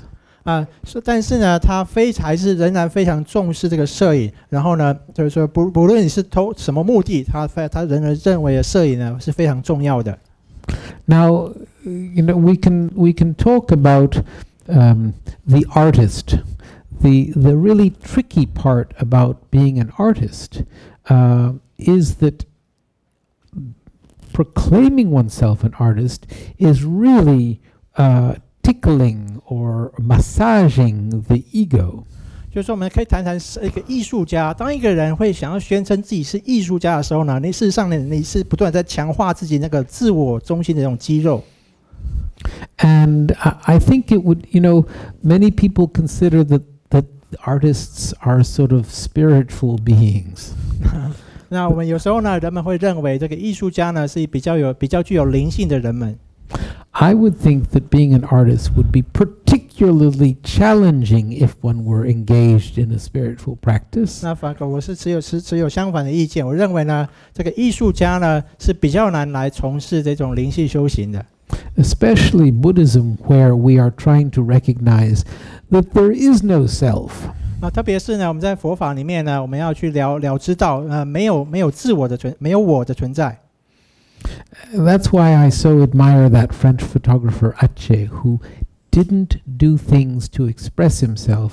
He did things out of respect for and a desire to show the beauty of the city he loved. 所以呢，这就是为什么我非常敬仰刚才那个法国摄影师阿杰的原因，就是这个摄影师呢，并不是透过这个摄影呢来去表现他的自我，而是呢，他只是要拍摄他所热爱的一个城市。Weston again. Okay, next. 这是摄影师 Weston 的作品。Now, this is a photographer, an American photographer, who he was a Chan Buddhist practitioner. 那这是一个美国摄影师的作品，他是一个学习禅宗的一个摄影师。And he would meditate. 他会这个摄影师会禅修。And then he would go out and take his pictures. 那禅修之后呢，他会出去去拍照。And you can do the next. He, like Ansel Adams, was extremely careful about the white and the light and the dark. He everything very carefully. 这个摄影师呢，就像 Ansel Adams 一样，在他的作品里面呢，他非常在意这个黑白之间的这个渐层他非常在意这些细节。But you can see that his compositions became nearly abstract. 但是从这张照片呢，你可以看到呢，它这个构图呢已经变得越来越抽象了。And though he considered himself an artist, he was really working on himself in his meditation and in trying to do things without ego. 虽然呢，这位摄影师认为他自己是一位艺术家呢，但是呢，他不断的透过修行，然后试着去降低他的自我。Another by him. 这个摄影师的另一张作品。And he may have been the first photographer to actually teach photography in a university. He taught at MIT. 那这位摄影师呢，也许是历史上第一位在大学教授摄影的摄影师。然后他当时所教摄影的地点是在美国的麻省理工学院。Now we go back to France. 我们再次回到法国。This photographer was also a Buddhist. In the Tibetan tradition. 这位摄影师呢，他是学习藏传佛教的一位摄影师。This is Cartier-Bresson. 这位摄影师是布列松。And what he brought to photography, most of the photographs that we have seen so far were always taken with a tripod, with a big camera, getting underneath the black cloth and focusing. He started using a little camera. 在我们刚才看到的摄影作品里面呢，这些摄影作品呢，都是透过架设一个三脚架，然后用很大的相机，然后又把黑布盖住头，透过这种方式来拍摄的。但是呢，这个摄影师呢，创造出一个新的风格，他开始使用小的相机来拍摄。And he was interested in the decisive moment. 他非常重视所谓决定性的瞬间。You can see how decisive that moment is. 那我们可以从这张照片可以看得出来，这个是一个多么关键性的一个时刻。Okay, next. So, if a lot of photographers whose work we've seen considered themselves to be artists in the old painterly sense, he was a poet. 刚才我们谈到很多摄影师呢，都认为他们是一位属于艺术家但是呢，但是这个拍这个照片的摄影师呢，我们却说他是一个诗人。We can go on. And he took pictures just for himself. 他仅仅是就是为了他自己来拍照。And Ansel Adams never took him very seriously, never thought that he was a very serious photographer. Ansel Adams never thought Bresson was a very... Yeah. 就是 Ansel Adams 这个摄影师呢，从来没有很认真的看待布列松这位法国摄影师。That's pretty serious. That's pretty great. Pretty 很好这是布列松呢，是非常认真的在看待这张照片。Now, he took a lot of great photographs, and people have said for a photographer to take 5 great photographs in their life is really extraordinary. And Cartier-Bresson took many, many, many. Cartier-Bresson did not travel through life the way normal people do. Cartier-Bresson sort of danced through life, taking his pictures.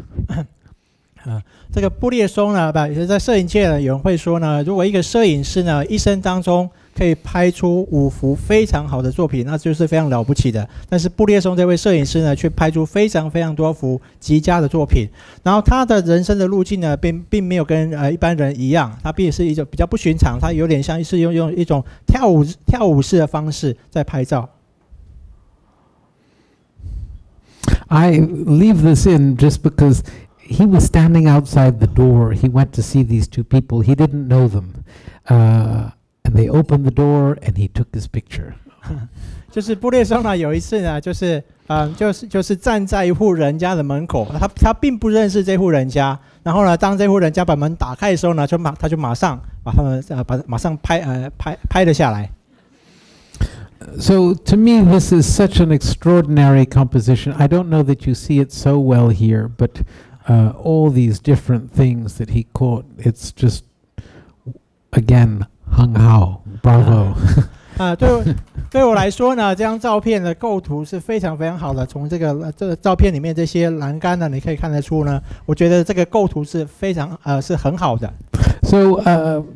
So he spent his life photographing, and he's maybe the most famous photographer in the world, Cartier-Bresson.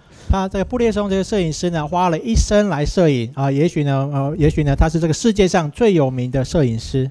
When I was 13, when I began my love for photography, my parents gave me his book. 当我年纪在13岁，就是开始热衷摄影的那个时候呢，我的父母亲呢给我这个布列松的这个摄影集。Big book that I still have. 那这个是一个非常大的一本书，那我仍然拥有这本书。And he was a very important inspiration for me. 那这位这个布列松这个摄影师呢，就是带给我很大的启发跟灵感。And his wife was a photographer too. 那布列松的太太呢，也是一位摄影师。And she came to Rateux. 就是这个布列松太太呢，曾经到这个印度的惹对市去参访。And we became close friends. 后来呢，我们就变成了很亲近的朋友。And when I went to Paris next, she invited me home for tea with her husband. 那后来呢，就是当我到巴黎的时候呢，这个布列松的太太呢就邀请我到他们家去喝茶，然后就跟这个布列松一起喝茶。And for me, this was a very big moment. 对我来说呢，这是一个非常大、非常重要一个时刻。He was already in his late 80s, I think. 这个是那时候呢，布列松已经在就是80好几，快90了。And I arrived with my monk's bag, and in it I had my camera. 就当我到巴黎到他们家的时候呢，我就拎着我这个出家人的这个袋子，然后里面有着我的相机。And I arrived there, and he had me sit next to him, and his wife sat on the floor in front of the two of us. 就是当我到他家的时候呢，他们把我安排座椅，让我坐在布列松旁边，然后呢，他的太太坐在地上，就是面着我们坐在地上。And tea was served. 然后呢，这时候就是他供给我们茶喝。And on the little table between us was this stack of photographs in these plastic envelopes to protect them. Envelopes, plastic, see-through. 在我们这个两个人之间呢，有放一叠这个相簿，然后呢，相簿呢是用这个一个塑胶袋把它包起来，然后可以来保护这些相本。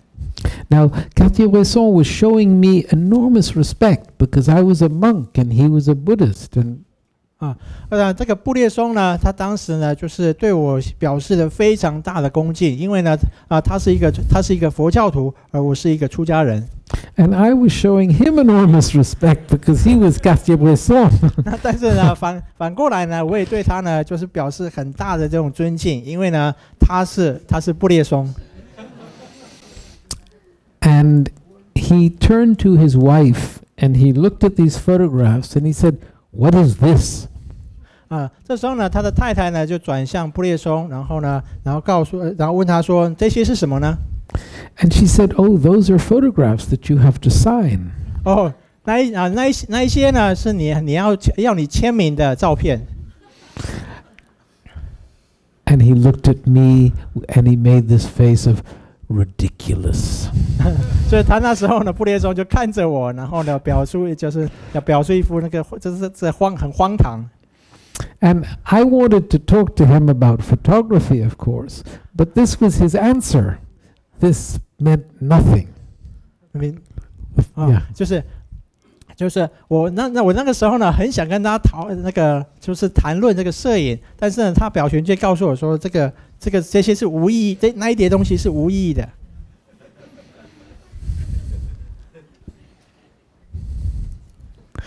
Yeah, yeah. These are more of these very poetic photographs. As you can see, this composition is there's a modern art quality to this that was totally new. This was taken in the 30s. 这张是一张就构图很特别的照片，它这张照片里面包含一些现代艺术的一些特质。This was taken in India. This is like I don't know a French Impressionist painting. Impression. 这是一张法国印象派的一个画作。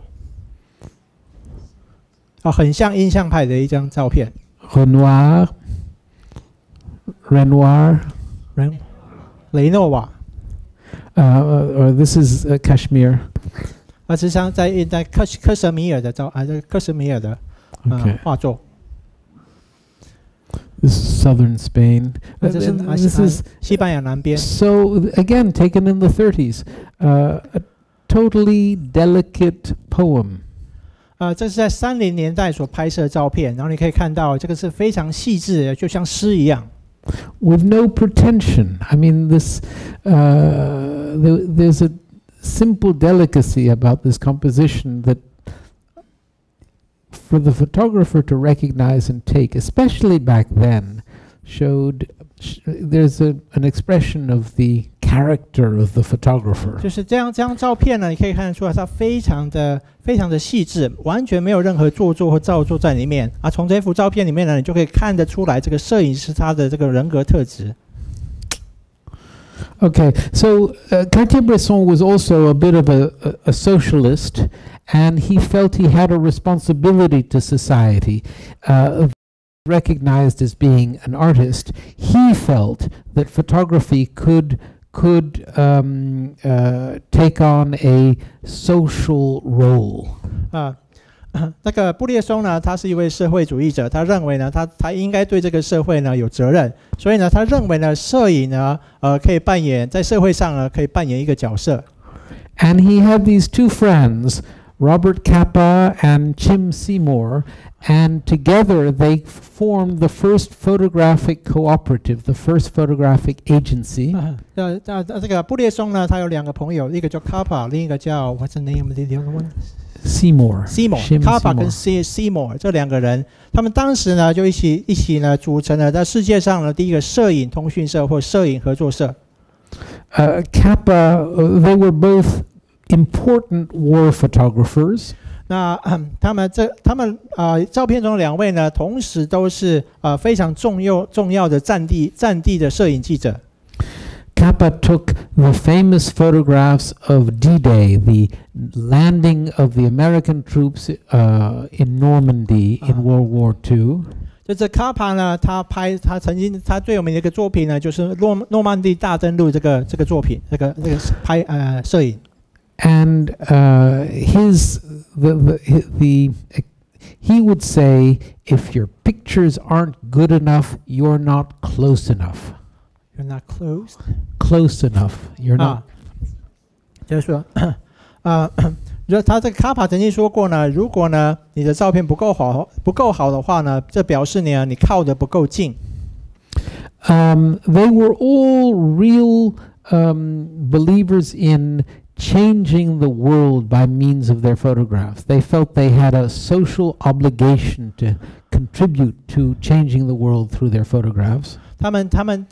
这些摄影师呢，都觉得呢，他们对这个社会是有责任的，他们都希望透过他们的摄影呢，来去改变这个世界。Both of them were killed in wars. 这2位摄影师呢，都是在战争里面被杀害的。Capa died in the Vietnam War, and Seymour died in the Middle East. 那这个Capa呢，是在那个越战的时候死去的。然后呢，这个右边这位摄影师呢，是在中东的战争里面死去的。And I show them just because this is again the motivation with which you engage in a job determines the quality of what you do. 那这边呢，我想再次强调的是，就是说我们内心的动机或态度呢，就是可以决定你所做的事情的特质。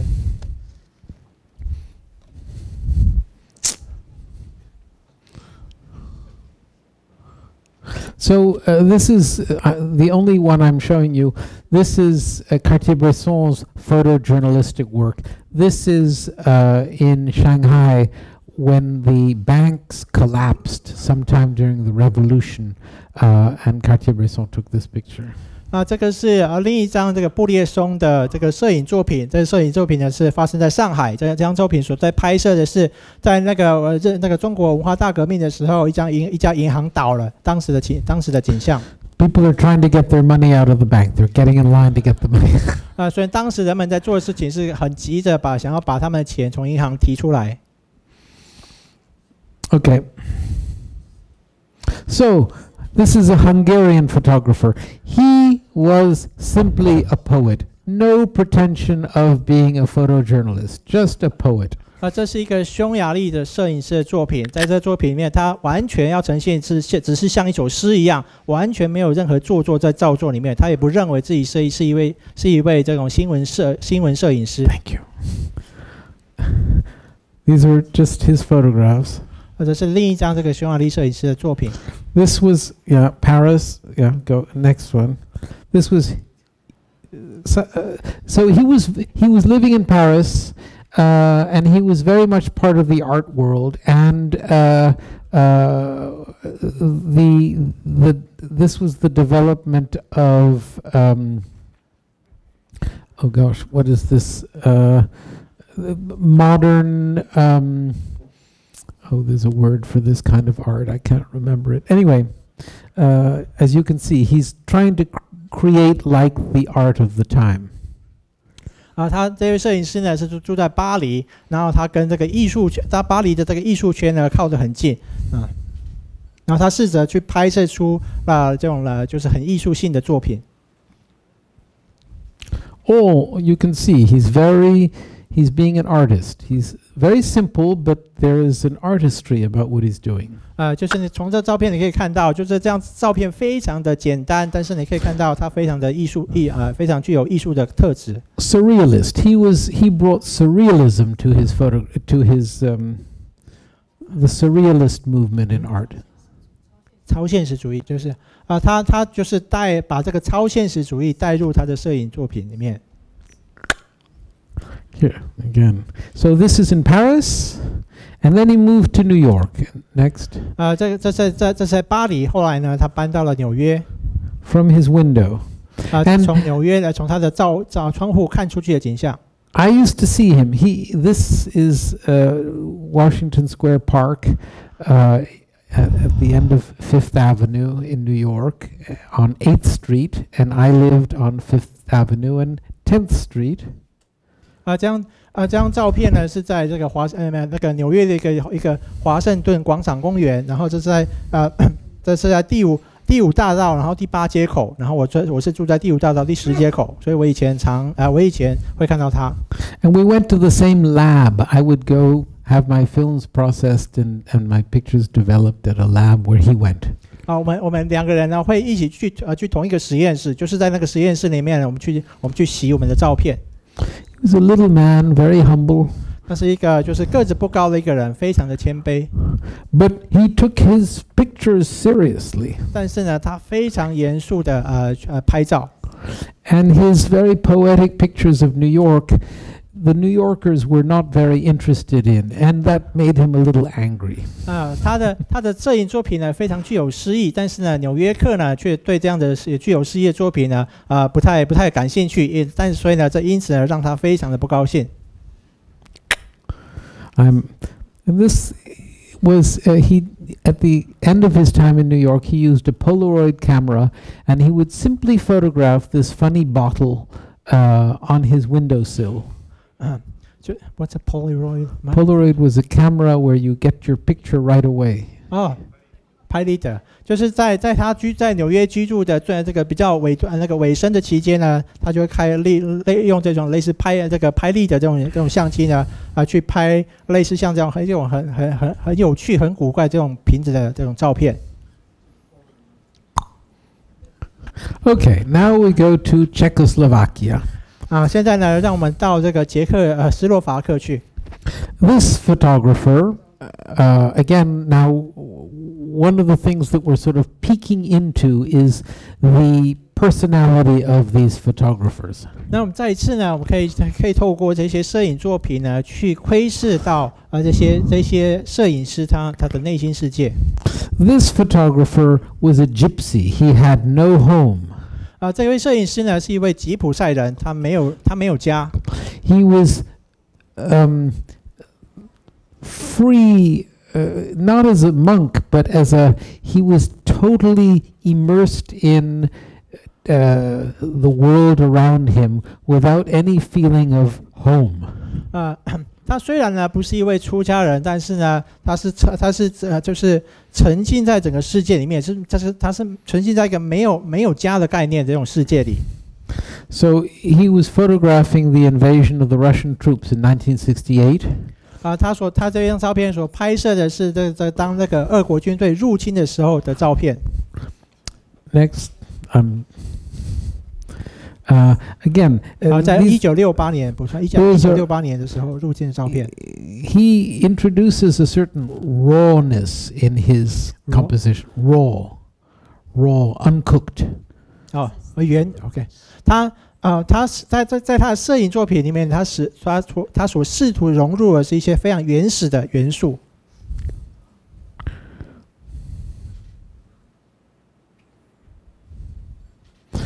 He's a gypsy and he photographed gypsies. 他是吉普赛人，因此呢，他也去拍摄吉普赛人。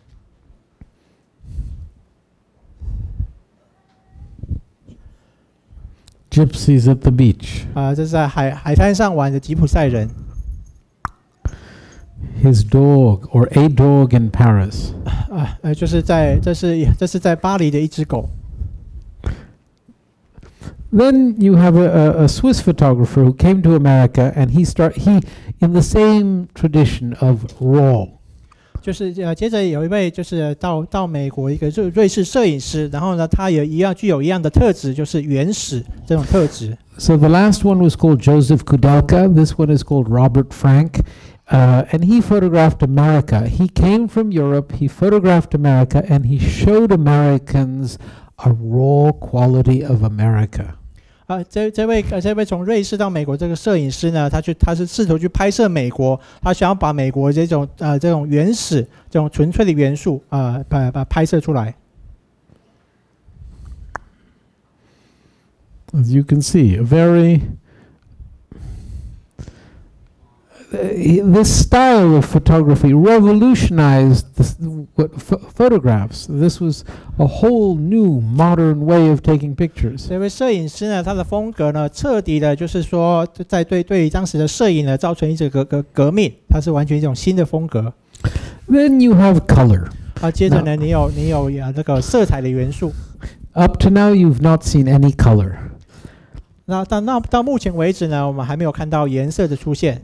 Color existed, but no one was really able to make their pictures better with color. 就是颜色是存在的，但是没有人能够就是说在他们这个照片里面呢有色彩。So here is a photographer who was he's still alive. He's probably not a very nice man. 就是有一位摄影师呢，他仍然活着，但是他可能不是一个很好的人。He may like Trump. 这个摄影师呢，可能像川普。He's from the South. 他是从美国南方来的。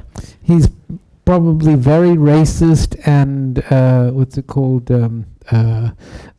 Prejudiced. 他可能具有这种种族的偏见。But he's extraordinarily honest. 但是呢，他的人呢，非常的诚实。And I don't really know how to I don't think we can judge. I don't know how to determine how to make sense of all I know about him. 那我不确定我要怎么评断，或者我评断这个人，或者说呢，我不知道要怎么样把我对这个人所知道一切呢，把它合理化。But he did show his world very honestly. 但是这位摄影师呢，确实呢，用一种很诚实的方式呢，去表达他的世界。I'm afraid the light is too bright, and so these look brighter than they should. 那我很担心呢，这个背景的光太亮了，然后让这个照片呢，就是比它原本的还要亮，比原本的那种状态还要亮。He's just showing the roof of his room. 这张照片呢，它仅仅要呈现的是他房间的这个天花板。He's not trying to make pretty. He's just trying to show you the way it is. 他并不是要照出很漂亮的照片，而是只是要把实际的情况照出来。And in that sense, he's a poet. He's just simply expressing what his world is. 从这个角度来说呢，我们可以说他是一个诗人，他仅仅是想要把他周遭的世界呈现出来。Now, this series of photographs was shown at the Museum of Modern Art, and at the time, people were horrified. They were saying, "What are you showing these at the Museum of Modern Art? Or why is the museum showing?"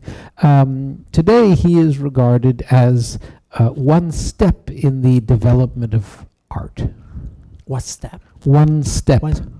就是就是说这个之前呢，就是说在这个纽约的这个现代美术馆里面呢，曾经就是展出过这一系列照片。当时人们就吓到了，当时人们就问这个现代美术馆为什么要展现这些照片呢？那在现代呢，人们就会说呢，他在这个艺术上呢就跨了一步。This is my teacher. 那这是我的老师。And he was also very much like a monk. 那他也非常，他的性格也非常像一个出家人。But he was a studio photographer. 但是呢，他是一个在工作室工作的摄影师。These are the hands of Miles Davis, the trumpet player. 这是一个这个 Miles Davis， 就是吹喇叭的这个人的这个手的照片。Jazz, yes. Go on. He was a fashion photographer, but 他是一个时尚的摄影师。And then he also photographed cigarettes. 他同时也喜欢照香烟。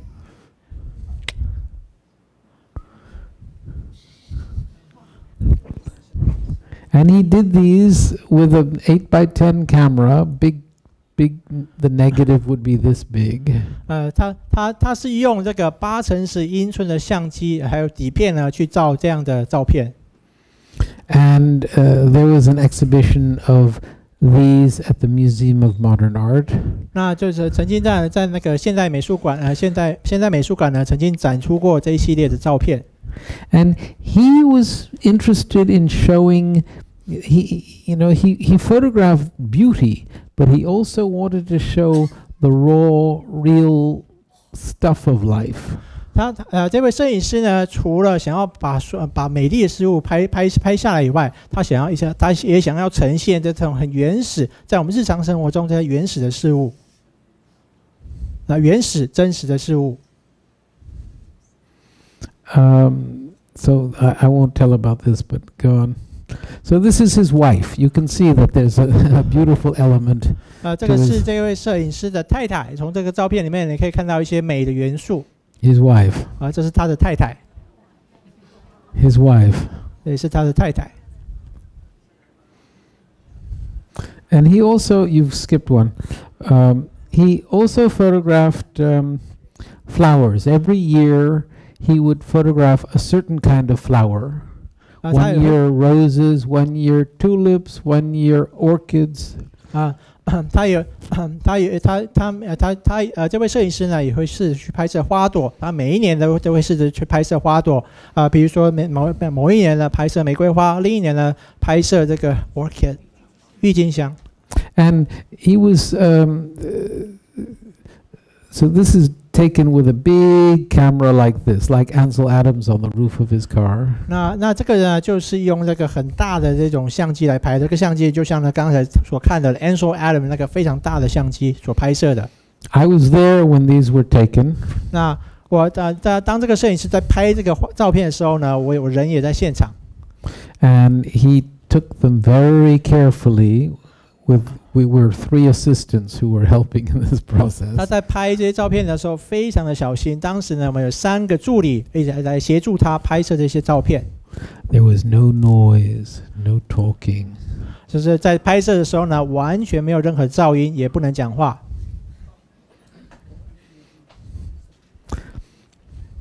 Okay.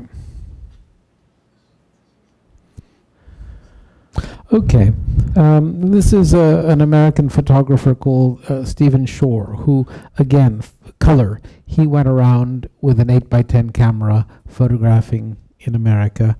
You can go on. 这是另一位美国摄影师叫做那个 Adam Shore 的作品，他也是用这个8x10Stephen Shore 的作品，他也是用这个8x10的相机去拍摄这些彩色照片。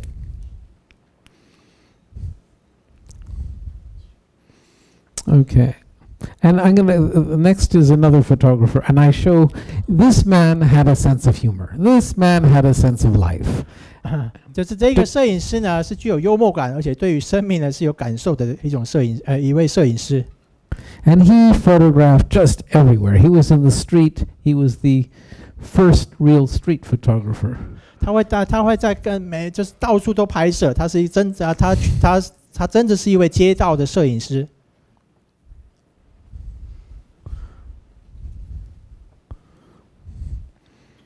I think you skipped one. Oh, no, maybe even before this?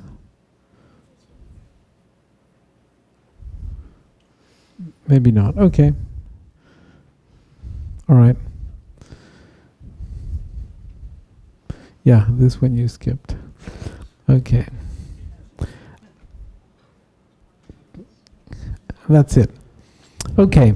So, I've shown you, you can stop it. I'm not going to show mine because we're late. Isn't it late?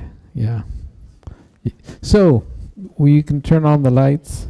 我们现在可以开灯。You can turn this off. Yeah. So I've shown you a little bit something that I have great love for, that has been part of my life since I was 13 years old. 就是我刚才所呈现给各位的呢，是我自从13岁以后开始非常热爱的一些事物。And in terms of applying what Chungla Rinpoche said to what I do, it's all a question of my maintaining my correct motivation in the way I lead my life. 就是当我们说呢，要怎么样把琼拉仁波切教的东西应用在我所做的事情上面的时候呢，其实我们的重点就是在我们怎么样在我们日常生活当中呢，去保持我们内心的那种动机。Trying to cultivate at the beginning of the day, trying to cultivate a sense of responsibility, cultivate a certain compassion, a feeling of love for others, and then leading my life with that. 就是在我们每一天的一开始，我们都可以试着去在我们内心呢培养一种责任心，培养悲心，还有呢对他人这种爱的感受，然后试着呢把这些感受呢带入我们一天的生活中。If we engage in what we do, whether it's photography or astronomy,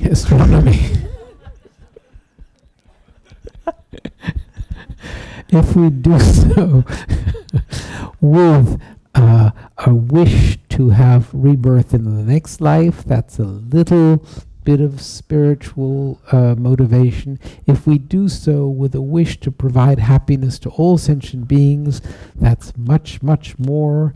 And if we do so with a realization of the emptiness of whatever we're doing, the emptiness of myself and the emptiness of the task, whatever I'm involved with, that's bringing a whole other quality to what we're engaged in.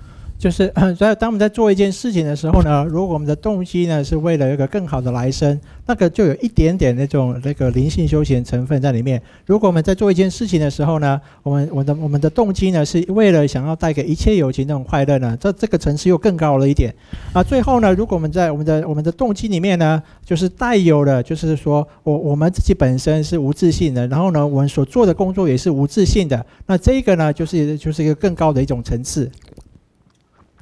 So I thank you for putting up with for indulging my love for photography. Putting up with me and indulging my love for photography. 就我很谢谢各位参与这个，就是我就是沉溺于在这个我对摄影的热爱里面。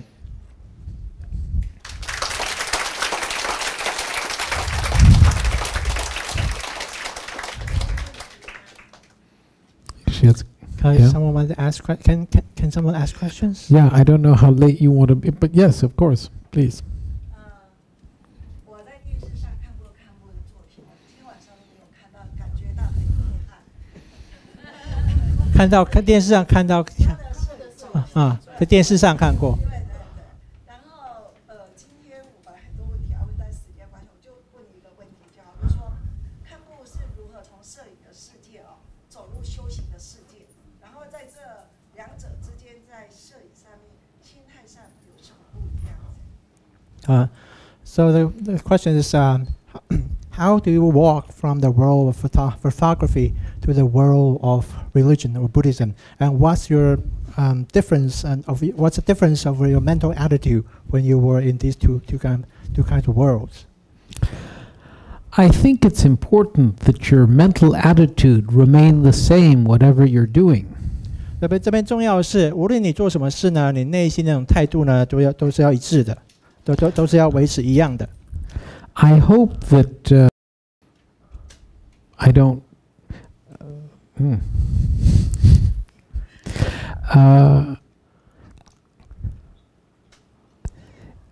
When I'm in the monastery, it's much more difficult. I have less freedom to take photographs the way I would like to.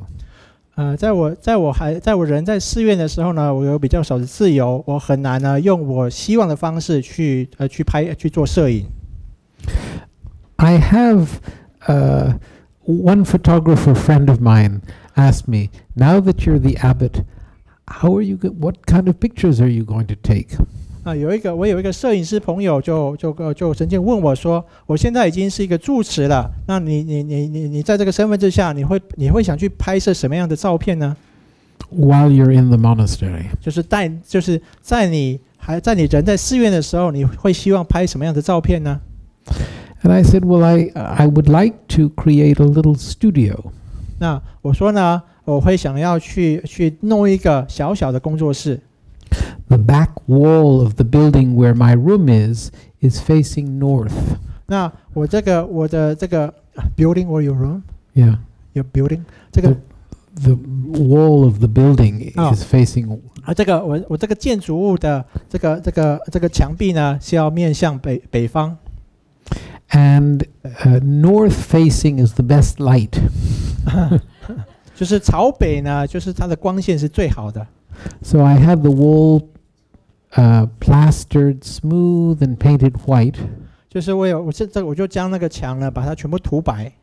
And I had a few stones put in to make a floor. 就是我接着呢，把一个石头呢，让它有一个那个楼板或阶梯。And one friend of mine in New York who has a photography store gave me a big camera. 我在纽约呢有一个朋友呢，他是开设这个相机店的，他给我一个相机，他给我一个很大的相机。So every once in a while, I call the disciplinarian and his assistant, and I do these formal portraits of them 就是 in my studio.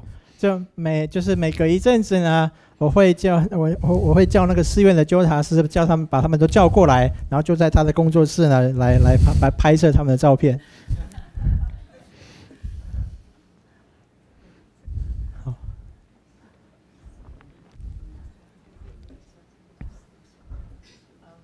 Is it possible to share your life philosophy about think? Or you mentioned? 可不可以用中文跟大家讲一下你的问题？因为您提到说是那个洗水槽，是不是？啊。生命的哲学对。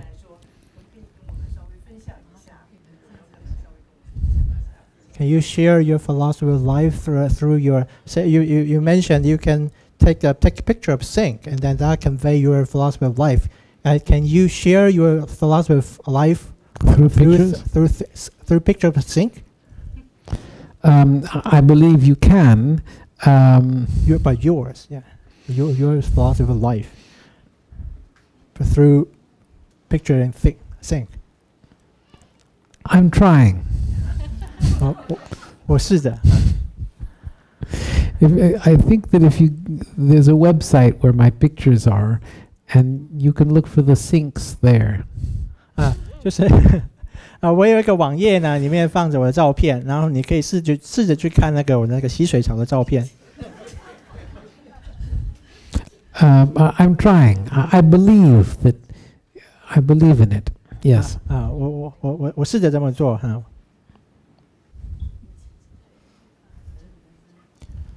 能够从一张摄影的作品看出摄影者的背后意义。背后意义。能够看出摄影者的个性，或者是他。Can you see the photographer's motivation or personal character through his work, through his pictures? I don't think so. 我不认为，我不这么认为。Maybe a little bit, but we can make mistakes.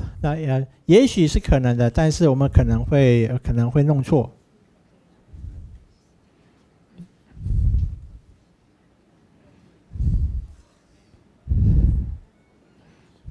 还有没有？但是呢，他刚刚不是秀了几个摄影作品之后，说这个摄影者非常的谦卑。他怎么知道？ But now the question is that you show some pictures and claim that the photographer were humble. But how do you know that if you cannot really see the personal character through the pictures? Oh, because I know their life story. I've read about them. 这是因为呢，我知道他们的生命的故事，就是我读过他们的传记。